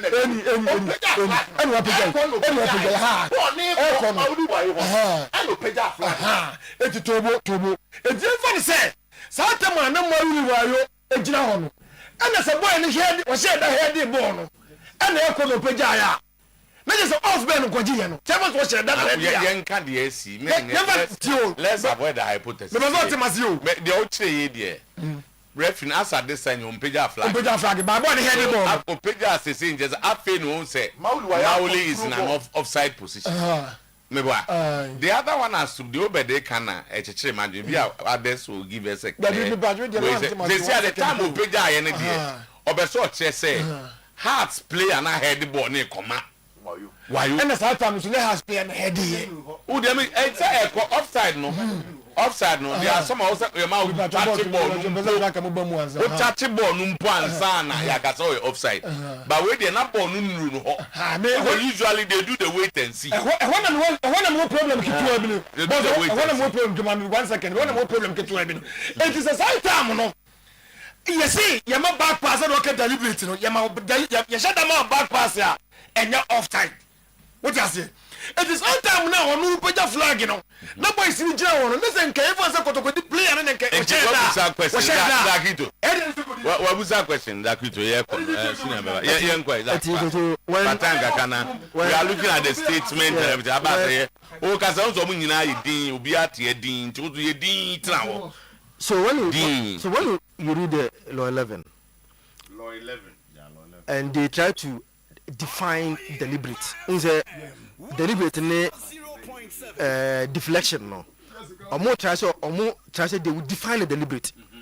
It is a bond as a baby and man on to swear. Then I read the definition of deliberate no, and you see say no. The reason why they didn't flag and they say it falls under the definition of deliberate person no. And to say the following criteria should be used as appropriate as indicators that a player was in control of the ball as a result can be considered to have deliberate. Change it to Asibedian. To don't say any definition will be far. So the hit pass the ball. What I say? And to say the following criteria should be used as appropriate as indicators that the player was in control of the ball and as a result can be considered to have deliberately played the ball. 1. The ball traveled from distance and the player had a clear. Asibedi and by discussion. Almost I no. Compare weight any more the to against them. That's offside no. SB had the ball. Control or 10 so he was passing to his goalkeeper. So SB have full control and all passing and goalkeeper. But one shot not those you. Okay. But in this case, no, they challenge the ball. Only in the challenge here. And in the cross. That's what they are saying. So, it's my mouth in the now, say, who say, okay, Real Madrid need Liverpool Champions League final. Okay, Benzema go no. First half, Benzema scored the first goal that was ruled out of offside because the ball came from a Liverpool player, but it was deemed a deflection, not a deliberate pass. No, I'm saying Fabinho, right? I'm saying Fabinho. It was deemed as a deflection because now Fabinho did not only the control of the ball, ball not be permanent the coin. It was deemed say a offside and lose because he was in an offside position at the time now. The light kicking air question. One video to the by tell you zoom the born first one. You zoom send by you benya even clearer view of who deaded the ball because see even in admitting say nanka second put a heady ball first in pa still like offside. That is the first one that I'll come and explain. One shadow about first senior bad that will be anti-swakasa. Sani yeno. There be no cheche muno mbeka. Obi abe cheche ni di mister. Nanka set. Omuya huliyeno. And a born anchors play in Puna. Omu challenge no. And a set till the car born kwampa. Offside because it falls under the deliberate and the deflection rule. But one point there, if you look at the zoom, you clearly see say and yes, to point head ball. The has player and a head ball on the pim. A funny saying set and a ball on coin. So the offside will be judged from the first contact of has player now open ball. Eti initially we didn't have this Zoom video. It's not like when I say, oh, set a pinball no. But this video give us a clearer. So why would the deflection not put the Hearts player on? Because the last touch of the ball came from set. So at the end, the Hearts, I am fan say, a set in the head. Is it because the deliberate thing you are talking about? Because I say deliberate deflection. Okay. It's the only fan say deflection, not a deliberate attempt to kick the ball. The ball by this, no, a share of my fan say Hearts player and I go. And I can deflection go no. As you say, head and connect no more. Maybe I'm not talking about outside. Who would have been credited with the goal? This ball, say they will credit it from angle of ball if it was on target. If on target, and a deflect here, I'm going to player no. Okay. But already now, explain this. Already now, can you on target and a deflect here now? At the bar ball, on goal. Okay. So I think that the referee yesterday, the number means that I watch honestly, where you fought him in terms of the officiating, what he did yesterday.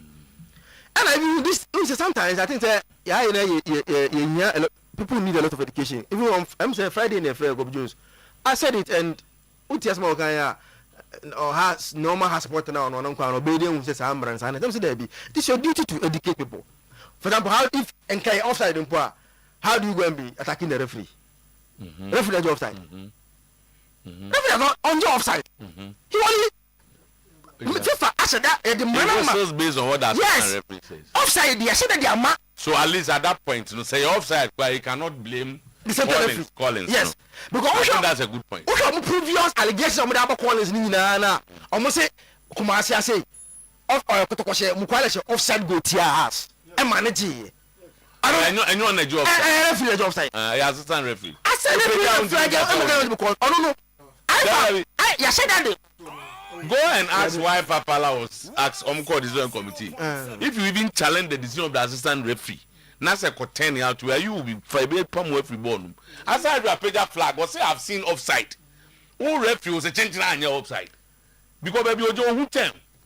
So at least this letters to have addressed the Opeja flag rather than the center referee. I think that's the point that Kito is making. Because you punish for no the why but not when they don't punish for this. You punish referee for week. For this. I ask last man punish. I think we should yan design man say. Say football mran. Your back pa no dey said that they are on no ama assistant referee offside. On the said and you dey power na man say wuna you dey mo say line so because referee don on who line no. It's Buono major offside. It's all the previous allegations against the referee now offside. How do you blame the referee for a last man's so Peter flag I must say a referee? It's another. I think that it was a game that's based on what I watched and based on they raised other issues. The penalty wasn't a penalty. Yeah, because how can end a penalty? Okay, I didn't try. Because he kicked a fence. I mean, heard the man saying that Among should have defended better. Okay. He didn't just say that he thinks he should have defended better. Because the Nana was a Nana Peja actually, and of course because it hit Amidu from the back and on top of him. It was a penalty. I think that Onyan very very wrong. Kotoko. No, ball two no original place me team. The ball was coming. And I say, yeah, tough form. I wish that there wasn't any. That will not. Second one, so I got for Mr. Anokan, so penalty. Again, yes, I'm Mrano. A deflection as a penalty. As we are about one, sir. Monty, we asked the end. I'm then trying being about the Kotoko so Kotoko so pushes our video. That video and also your penalty as a boy. And a so clear. And a burst be 9 echo born inside. And again, the ball was not even moving towards the pole. It was even moving away. Anyway. Yes. Debbie. Born baby are born one. And right there.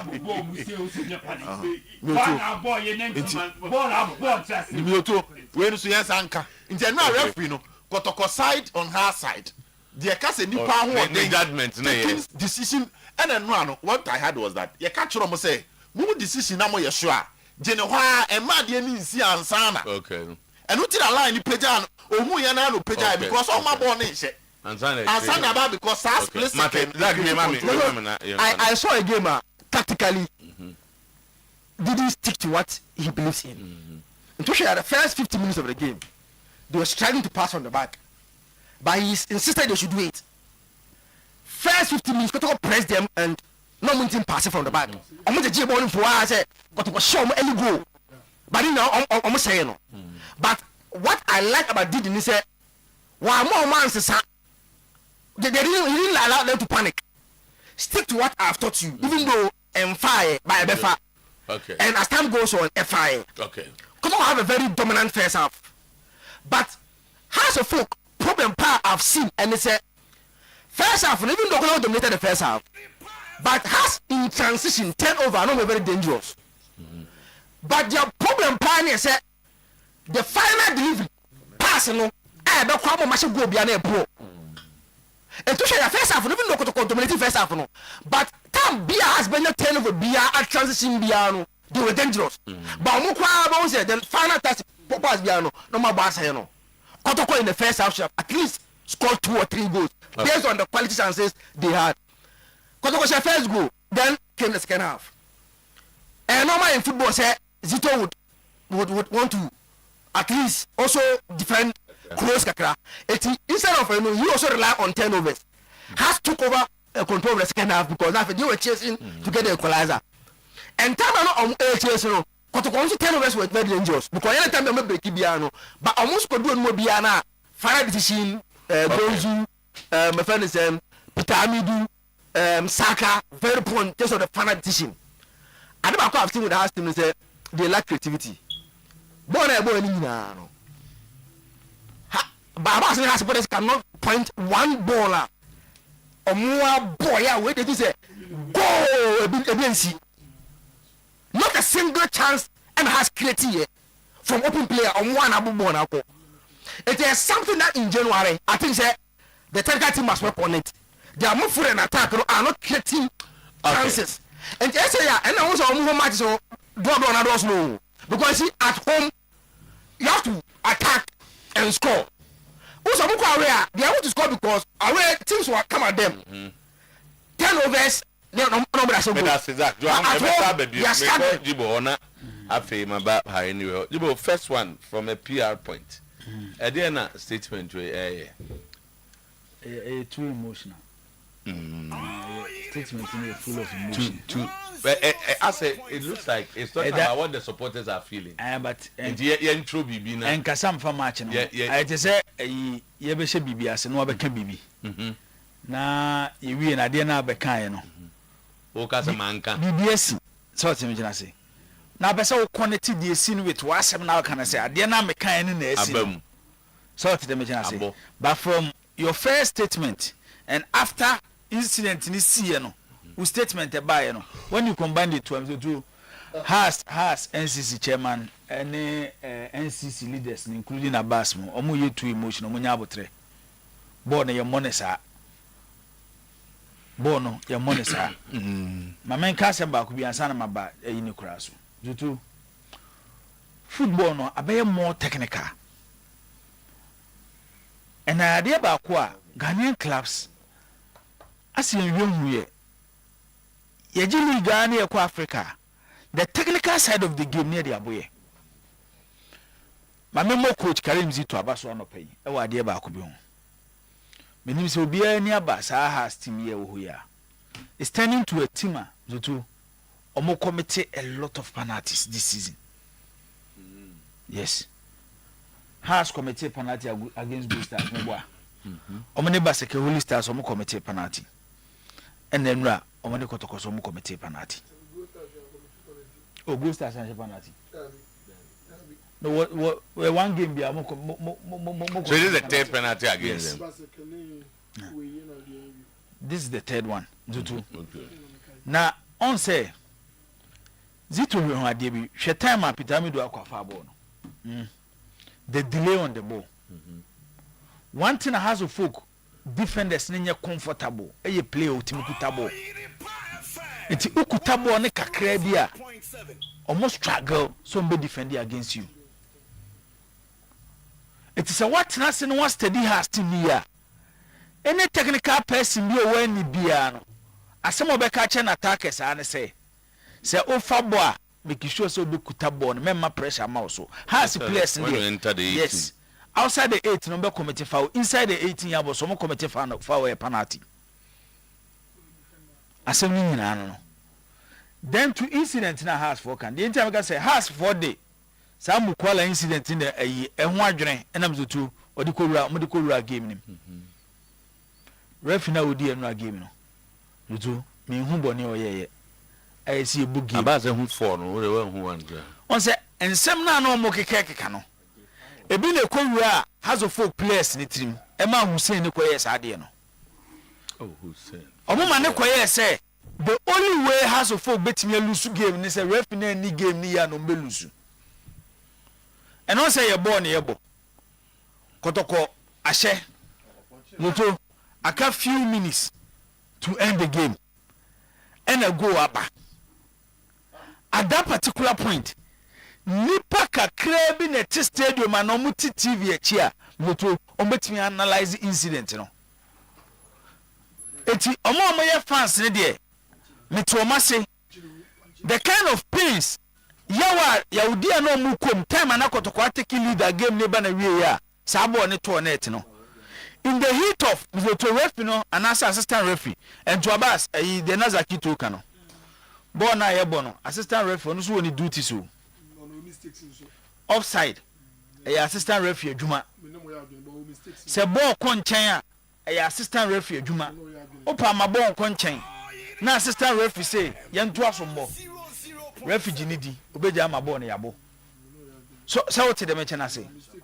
se ball ko nchen na se yese be start ball ne from nchen a assistant referee na adwuma eti mom yente sa anyoma we ase zoto eti ha supporters no that particular moment o man no mte stadium mo dem de be che o mo and I want say sa anyoma we na yekoyanim a ekofa ava baaye no se kura ava no zoto o ma biem eno a wo hwe Liverpool and Manchester City a time a Jeremy Doku penalty ne baaye no there were some doubts referee ne kura no wani penalty ne wo ha then the VAR room and a friend no sebehwe and player mzoto through his intelligence reason why something cause experienced players in yano no time a Liverpool je ball no mo ba no e be di City no Bernardo Silva the far ball no and no ball ni to throw him and the City for no rush referee no and a VAR for ne friend no so tell me chana say and okohwe okosa hwe ye no ye no stadium wo ma referee sa kire mu so kirem binti oba beje penalty ba ye ha ne de ye sika 70 cedis ye bonti no enye nduru ho ba ye nya opportunity ehwe play ba me ye sure say bas ano player begina ha ya wo hwe play back a wo yi emotions afri mi bonus assistant referee na the off flag no raise ye no a referee so eso mu no it was a good decision me ye sure say wajiatum mo say eyemra mzoto ade ayede mra yede mra ya hye mra say ABCD mzoto untimi fa A enkoye F emfa F emeye A emra ediwa edu you can criticize but say ajiatum say ne beye na mzoto ebi abaz beka say kotoko player ni ti carbon no video ya ehwe unse ni ti so carbon no ba ye say ye boapayo ba do ye nzoto say nya boapayo there be so what the mention say yes say ye boapayo eti na make say typical example yo o say sibedie no ono de one crop ball no over full control over the ball. Over full control over the ball. And was SB a pass ball on the Yama has goalkeeper Benjamin Asari. And no pass a ball no. Edema Dunsu. So say. But incident where there has NCC chairman, other house supporters are, and no money a break. Me just after the game no. So be sending video mamo and no social media and no money opportunity to who say incident now. But the sad aspect of it is say no pay you. Oh, send a make us say we Mamenchewade. When him say one year but I could have the pana him say I did we am a year party and quay.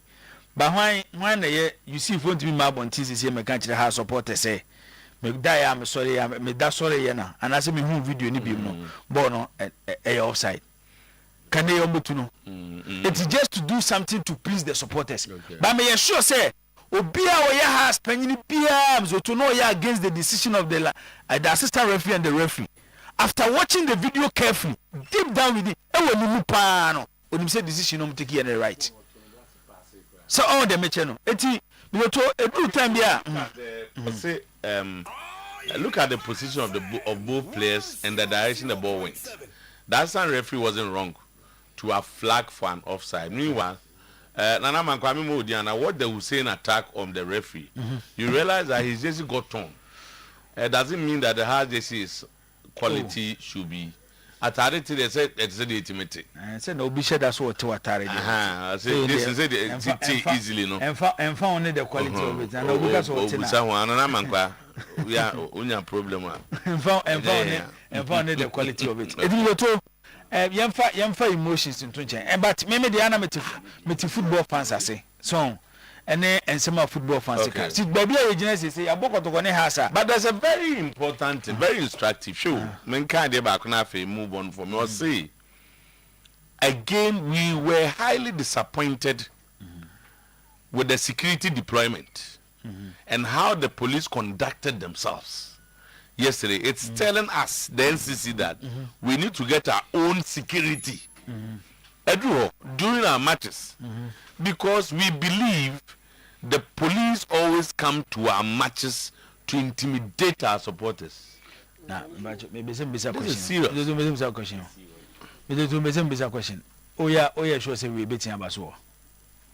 No, but the BBS here warranty suggestion. Because somebody was writing here say, look, this is a category A match. And expect national security and the security deployment to be very. And you won't mean any maybe. Don't say you be penis animal. As I make say a statement full of emotions. They say, "The two, and he find a was as usual. Boy, I in Ayabon. Say team say when I be for security, I must do no who be beer. It will not happen. Just tell them no born Ayabon and young supporters in it all. No, I can say, oh, Baba born supporters on wine. Oh, Yama, Yasuso San Yama will so anti sometimes. So person say, how can you do that? That is where they 10,000, 20. Oh, they need person ever bomb. That is where that baby a problem no one. So too. And no na amana kwa say. Yasuso San Yama will so and the dia baby do her. It is sometimes ye bebo kotokone ha say we ye ti hey. You spending close to 1 hour on incidents. A serious game ni ma. So too. Kenya no kwa na esen ketia no poya ke analyze. We analyzing them. Here two teams no. They are strengthened their weakness. Coaches na. Yes, because only game no mo boy na. Mamema one example. Time akotoko nya penalty no. Open one player recently wa suffer kotoko supporters nsano pa e donzu. Omadi na tem. Because share kotoko ne Karela. And me feel that was his best game in Kotoko Jesse. By the real bono, as some more can say, one should go. Striker one should go. Reason in the say, baby, I will Jana over boss number 9. Player no Johnny Fena Betamwa. On a shako to goose. Into Dube Jinawa, you better we should go to Sabetamwa. One should go. But Ushako to go goes for no more and you should Mutua. No work rate and this our goes nearby. DNT America say you need experienced players in your team. Time I got a penalty in the bayano. Why not go far born because she don't use them? Samba. Some type of player leadership qualities no. And not watching the Haas team and make kind has Bob Bechim, where has ni Bechim. Me see baby has problem. They say they don't have a lot of experienced players in the team. The level of team experience to form. Yes, coach can get the statistics right, but sometimes coach you need a second coach or park and so. Experience and you're only about age. Obu how when you bamzoto only experience. Obu how sir, but we pass it through the process and experience. Share and has one has on quick break. The next time I will find a ball and not touch line, let the goal post nechi. At that particular moment, some who experienced player be in a pitch in this way. Catch a young players and calm down. You know, I'm about you. You tell me because and yet about I want more about 3-4 seasons. But something now goes to experience. It's Otenase now Ushe team now. One thing I can say. And then a team a good transition. Shifting their play from their defense to attack. By the final delivery. Experience being a goalkeeper nini. So he might have Kudus Munanam. Kudus Muno Manamno. He's lucky to be a player with Obi Sejiku. Jordan. Obi Salisu. So the goalkeeper should be able to control this. They have seen it. So maybe I can't see where. Or says be incident here is this is not the first time. And I'm out for Casa Kotokone House and Guanyano Cray. Or yeah, what other games? The bar to set this ball, he had no reason to pass the ball back. Yes. Wide on his left, there was a player there. Baby not players were around. Why would he turn and go and look at the goalkeeper? When the team is not leading, now man the pressure, he lose concentration. That's a CB weakness. So has a Bob Pan, has a Kuyi more. You will just enjoy him. Maybe a 0-0. Young one year when you man pressure. Millions of Abbas Messer. Sometimes Bobo Hona will lose. Now we're taking a good fit. And we share the two teams and no clue woman say. One of those games Kotoko were closer to beating has more than one normal share, than has Etikama Bonaya 1-1. So tell me, Chanasi. So Okobo game na Sadi in Sia. Yes, Mejitu is a referee mistake. The man referee mistake comes to you never about to criticize the referee and say after you have any opportunity to watch a particular incident, I be a referee taking a decision. I'm in a favor Obi. I am favor Obi no. Then Zoto you best start to analyze the game no. But Enra all these two see me no two any. Now analyze Oma. Yes, who say did the person the team they bought to a certain pattern. But Zito Ekonya Edura ebetimi kudi the ball no in the first half. And they say or realize you say has person who possess from the back no. Has back four no Zito do one na comfortable on the ball. Or says about pressure in so and her body coach don't. It was says by pressure no Zito dey ni besi. But or you part of or build up when you start building from the back. It's and we two teams in there clearly and me know ya last time I say me can say ufu say Kotokone work no and it's true competition and exposure and you see how any power dwene and how I will see competing in your next year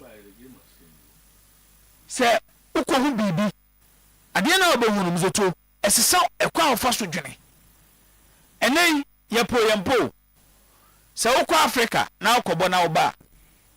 Your level of thinking and your standard shouldn't be only Ghana League at you. ba me league ni wie na me kwa Africa zoto die na me okay eti enura de ayi Abbas ayi Chairman Yusuf Nkra say everything is there for Hazelford to have a good season but omo here additions bi e wo mutim based on the Ghanaian league standard so tell me chena say over two teams ni mienu a would have even when second half has bad game first has defeat in your this season yes would have a timer has bad game ni me in the second half say na pressure ni kotoko so relax so tell me chena say because the na has aye in the first half no more so my wasteful no kodo won hu say ye mo ba they will give us a lot of spaces where you so tell me chena say near your adwuma me de ma no si no do your coaches no so omunya adwuma yi Abrante na fence Peter Amidu Akwano this is a player do in 2-3 years time as well she Blasters GC 2-3 yes she Blasters GC straight but maybe a problem they want to say mistake back obe repeat sir and we're repeating so many games it's anytime be am when be am Abrante dey na eche no training aside the ma club no ne ball na wo bo no to players na we Europe na to over 100 million no end product no eno na Peter Amidu Akwanaka hwe no Jeremy Doku hwe Peter Amidu Akwa hwe Jeremy Doku 2 years ago time City ko fa na bae obetimi atumrika wo wiase nyina bibia no aba ato akone but opa Jeremy Doku this season Peter Amidu Akwa be adwuma was assist nyina the final delivery na be problem but ohwe no ball no ba on the pitch when we talk about natural talent I am for coaching in Kaun he was better than any other player on the pitch yesterday but the aka to coaching the be Kaun yes ball na my to the standard abia past yashoko to kone has but the one ye it to analyze game ni there between the two teams Asante Kotoko enra echre say game near ball enra nko an ye gina so dia they were better and almost show more maturity than Hazelford. It almost deserve 1-0. Brian, we are not senior. Some interesting coincidence. We say enra for the first time has lead this Luzuye over the weekend. The birthday na. Arias nso Luzuye nti. Birthday birthday no. The Ukrainian yamen we has near to celebrate it in a bibi kakra edin pa because almost 3 teams ni nyina ekwa akono no. Omo ede insapan na ba fi me ne me head of sports here adwin I think say enra technically tactically Didi was beaten complete beating time you who say has ball be the second half no Kotoko decided say momo na yen hyemo enti say okay ya Kotoko rather were more dangerous in the second half than the first half even though omunya better chances e first half na nka se ka omutim die yi wutie fensen zito a aho na asem ni nyina agina o se wo ma ba fi ko na nimu a o ye dangerous o be hawo because all the crosses na e be ba enti mo ma ba fi enye more defensive work or defensive more no onya kwan ma na nimu more yes danger no enti the game did start with 2 strikers. None of the strikers in the shot on target now. So clearly, tactically, technically, with the Yemfama Zito, say the Sa Eto did so. That I you know, and as a bass name and Omoji to me say at least on the field of play, no coaching, Juma and one of them, boss. So permit me and I'm in that mean senior. Okay, senior. Sana oh baby for frabe fana that for na fi ya baby tino beba last part nti senior okay na nka me dey time na mo ayele mo wa head ye bebo mo sa ya bubu tia enum anta amunya ba akwanhye ene asa beto aso ye bebo mo asa be bumu biem mo sa be kuma be sa bumu biem mo tim no ye kuma Asante Kotoko ye be good hearts ewo kuma momo Sinamenka na sabe ya tonse bi omo krata omo akokyere ni tintintin we no mo akensem nyina wo wiase kotoko supporters ye ba stadium ya comport ye ho kama bi incident bi ejeme yini free park asem we pa say they had na ya no has from this Ghana omo diana omo yino ya pone ball no any far central police station ko far no ya de no buy any safety but for safety into omo kan no ye omo go see ya mana ha ye ya no be fa no yes because ana police catch them no so ko visit na no say there na ko ba ya omo dia Kromo ya mo dia na hon zodi kan na we and se bi o wa and se asoso and mo ba na dia hu se obi su himniti ni akata ni tibi ya o him no ye nyini mfi park to be mo de ada ga na ya mo dia himniti ya mo be security aspect mo threaten security say ye ni adi ye security ba who dare you mo fi mo ya dia fo o ba ni ya mo dia ya bon tibutubi kire nsem amope bia hwede amope ya koye player we ti ambade no be 1 to 2 years time cry entiase kagana football tem who said na amanfo dia na amanfo ko park e ko wo nipa sika egum wo mo no yemba no esi abande no because we unja sika na won anko dia awon akunu na emre no we to chana me we take our party so no emran is saying the law is dangerous especially when me charge on the abono people are reporting say referee ni prime po say ampa dia the laws no say o prime po dia the minimum should be 10 years pa omobo yes 10 years that is the law ni case ni players are for call blasters man na say wa we na we ya don ko blasta na player oyen adia se kotoko so player ya tu omo for kan ya ni decision ke player what is the na we tan ko ndu fra obeyewi so na when brother when brother hona 1-2 years when brother 1-2 years and less than that so ko bona ni so ama na ni so nyina papai why now you talk on do grab what me super project for be me enter good from yeah the second one say oba ba security police for so na there ba I don't know when you are protected boy na what pa protected referee watch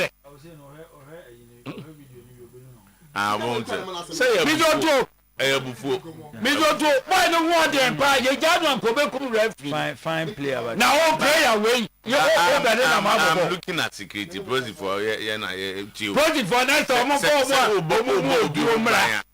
omo obi hu ban say ya the shield also be din anim also no shame series over the first 1 2 3 digital ko don't the way but also if politician ni ade ba also be din anim bi na when to obi free habit ni nipa ba ko na ke nipa mi zo akombele akokra na ba akokra timi awuram say one no holding ye jadu enkokum referee na ye di player we eye pack so mo we na referee no kuma yamu den ni abatu wo betu kwa ya no for no ke ni omo ye untu omo fo mo check kata we ade be ka stam ache the girl na didi ni he was so oju say one way 5 years is 10 years oh ete na kwa ya band mo se na didi ye de mo ma ehwe ni yo ba cho senior ye na ye ade yes no stop him there be answer no be ba hono no wona kwa ko mo subi no they cast any player or the video no kwechiri oba ko mo subi maza abaz senior any player forgive us if you are listening to us on radio the player also stop no no also ochino ochino no has got and oko ada player antonya leader kwa David o kasa wo ne wo mo nso ada na se mo ada ni party na wo be ho na be ho na be ho okoyie wo mu so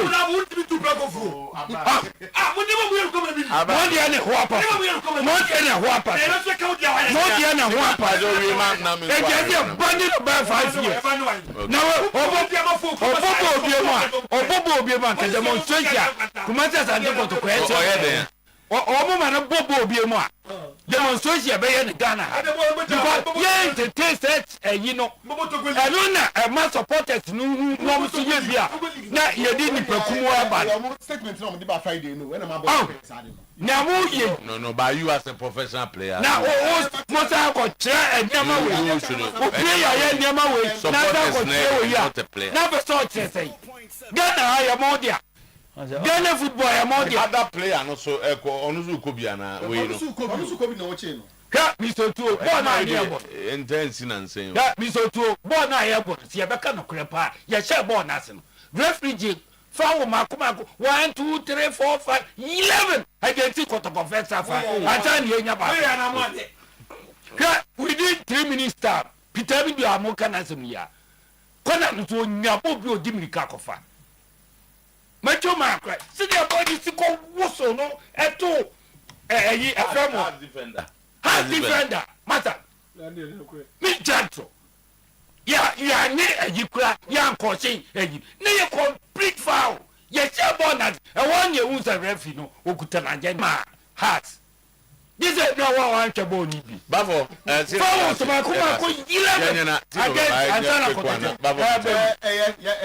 enough of the House of Kotoko game no enti bon famiko obuase na fa table no to so na me fan kama asem enti boss division 1 league now koso nso no na nse na me be ka kire o se kofu bi di statement ba bonten se football club na friend Ashanti Gold O4FC no omo se omo pretenders so se na enura omo bo omo match na Formina Dompo ase hene represent ya dance ma enura okọ hono no okomo omo 10,000 Ghana cedis owieye ena o promise omo se obem adanse beto bas e dia mom ntisi ame no kasa ide adanse age Ashanti Gold O4FC atumi se obono mbetena dance memu a mbetena oboase no masi o makan wo hono mo enti we ye young man we me information me pick say omo se dachi bia no e bia oboase east so oboase west o metim na basa MP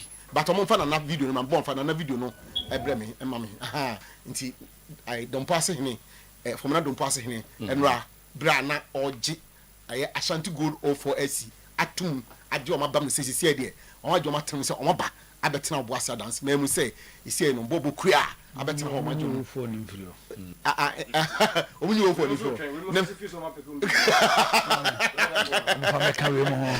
eti boss so ye enye de oba ba ensu ye de ensu ko mo ba wie be kan on so maton safre boase ma dance me na ba o majo matum sisi de o maba o majo matum na from na don pass him mpa ko promise on beto bass e de amatim no na on so e de aba betena ho nti enso kakra enso epiemu an enso so wo hono so no ti kakra ka ye ni di akiri ase ayi so board draw so for the top nations board draw nations board draw Friday no and na Selen Pele sugu so she young apostle oh 1 million young apostle na 1 million oya di o Tomazia abia ne coach bia na ebony okay Jaboni to so say omo 5th yeah oh okay anti zone where e nsuo pua de nsuo pump fidelity wow Almina Sharks Future Stars Ebony na dubiase ni ade we dubiase wase omo say issues be PPO dubiase ma fe issues e PP ma me dey meeting say yo omuso oboase ho ni mfiva omo we mu beka omo ho Ashanti Gold for na betu omo omo kwa we ya no makwohye omo ba hu mani abehye omo na se we mari oboase fo dey ze mu na mko edi ze mu na mko edi omo odwene ho so mbeza ko be kwa be tete kwa so wa ho be kodum kwa dunkwa so mo nice we o be so mbo kodum kwa omo be from ayi bobo no dunkwa se dunkwa so ben omo se omo kodum kwa dia omo be ko ni se yo I don't see do. I was going to do Quadia drone. Why not fortified home grounds? Division 1. Division 1. Overborn baby will be a team baby. No Olympics also Bombardiana. Or Lucy Sabo Bodrosa. And I'm a Bometra Lucy. Namakanas Olympics support to be fair. A Oluboy, but or does you Olympics? They will say general manager. Because Oluboy said that you or say also Oluboy now number reduce no Kazakas and on the position you say. Olympics funds man. So about. Albert Mascano. I also Monsman. Eric na general manager. Ali DJ. I so no be promise ya ma de nemfa. Board is scanning the board. Also be Olympics ama the BC be Obama football mu sense san ya bam. Also na sika mo hye team no. Sika o ho de. Sika o ba for. So ba ko be no. Oni say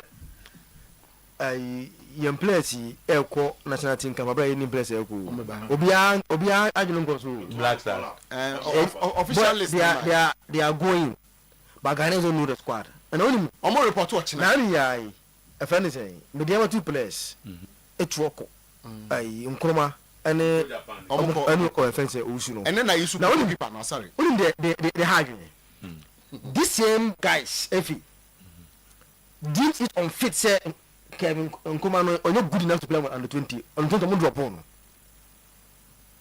They dropped this boy for under 20, but he's good enough to play for the Blasters. Yeah, the other coach. Maybe I will kind of pay me no yard. Every 4 women. To say the Musi Mugana for me who be that. It's Misha Ghana for Jesse, a so mobile under 17, under 19 tournament. Need place a domako.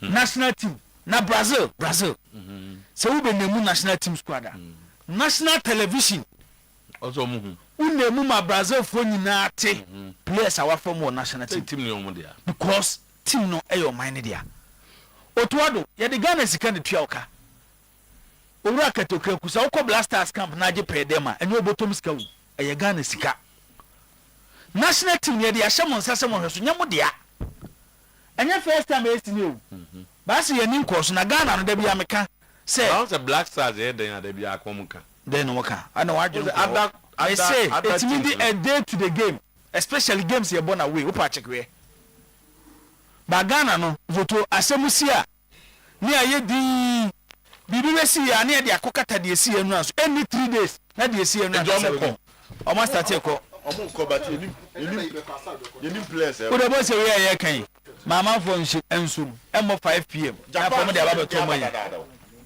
Japan de ne dia badada e bi e ho de mra so de wa ba ma yin so na national team dia what we yan national team anyhow national team dem zo to one ye ka say national team enyo property eyo man ne dia eno man wo e wo ho ayi se bibi o mu bia na so mu and one thing the sports minister na me bona baso ye when he came out with figures I spend on Blasters. I will make sure so we are so. We edit no yes sir. I can't sports minister you many be home. You be some be announce on there. I'm over dinner. Okay, Tino. I intimi analyze this one. Even is just the be World Cup. You know. Did go bia be okay, Tino. Yenti na babo are wa we kura ho. Na the one ban one five bia mai.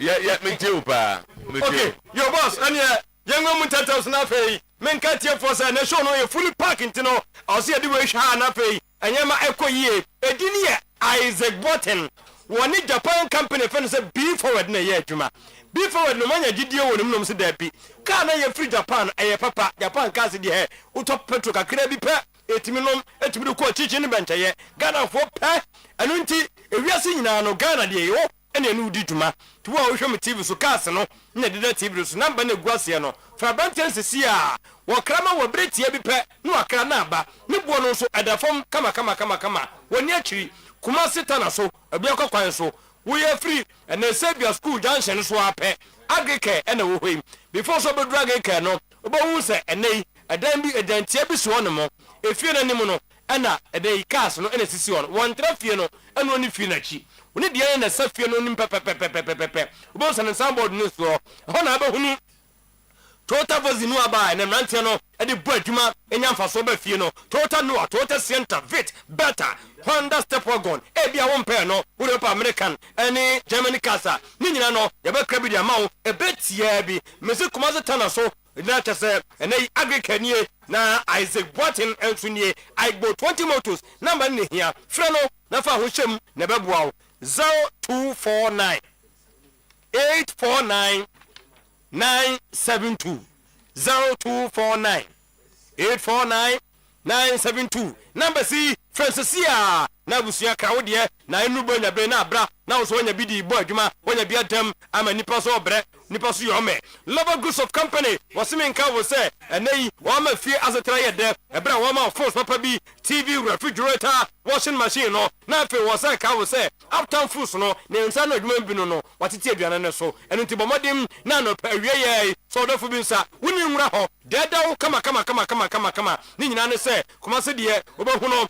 ewo resharing fuel station abrepo JP fuel station bomb so hensa ese road cross from there or adjacent Sika FM Patasia block house ademran so on petroleum filling station tana so Port Junction Kenya say Garden City University Raga station hon mo na be hu no 0596 922 066 nuanya Lover Groups nensa no adwone bi atumi afili de tienie ese de obetwi ya hwe ho se ye culture kotu pace na de twu se wo de twu se a pa wo sifita wo se empro wo wie nso a eyi kaka e de afiri ho anemo ina the whole Ghana de abofra ne ampanyin anopa ne nwumre ya mo hwe se ye ka chakotu pace e ka yenti cheche no eno ne nanam eye ma ye ne a eguso boayen ka wo se happy smile wo 0246 864 798 0501 454 462 number simienu nyedi epebi etuo power nie ohenre akoso do ye nie award no beguso age yade ban na tete wo a aye kodi awuo ana menne wadwere ho ama wo sotia na etie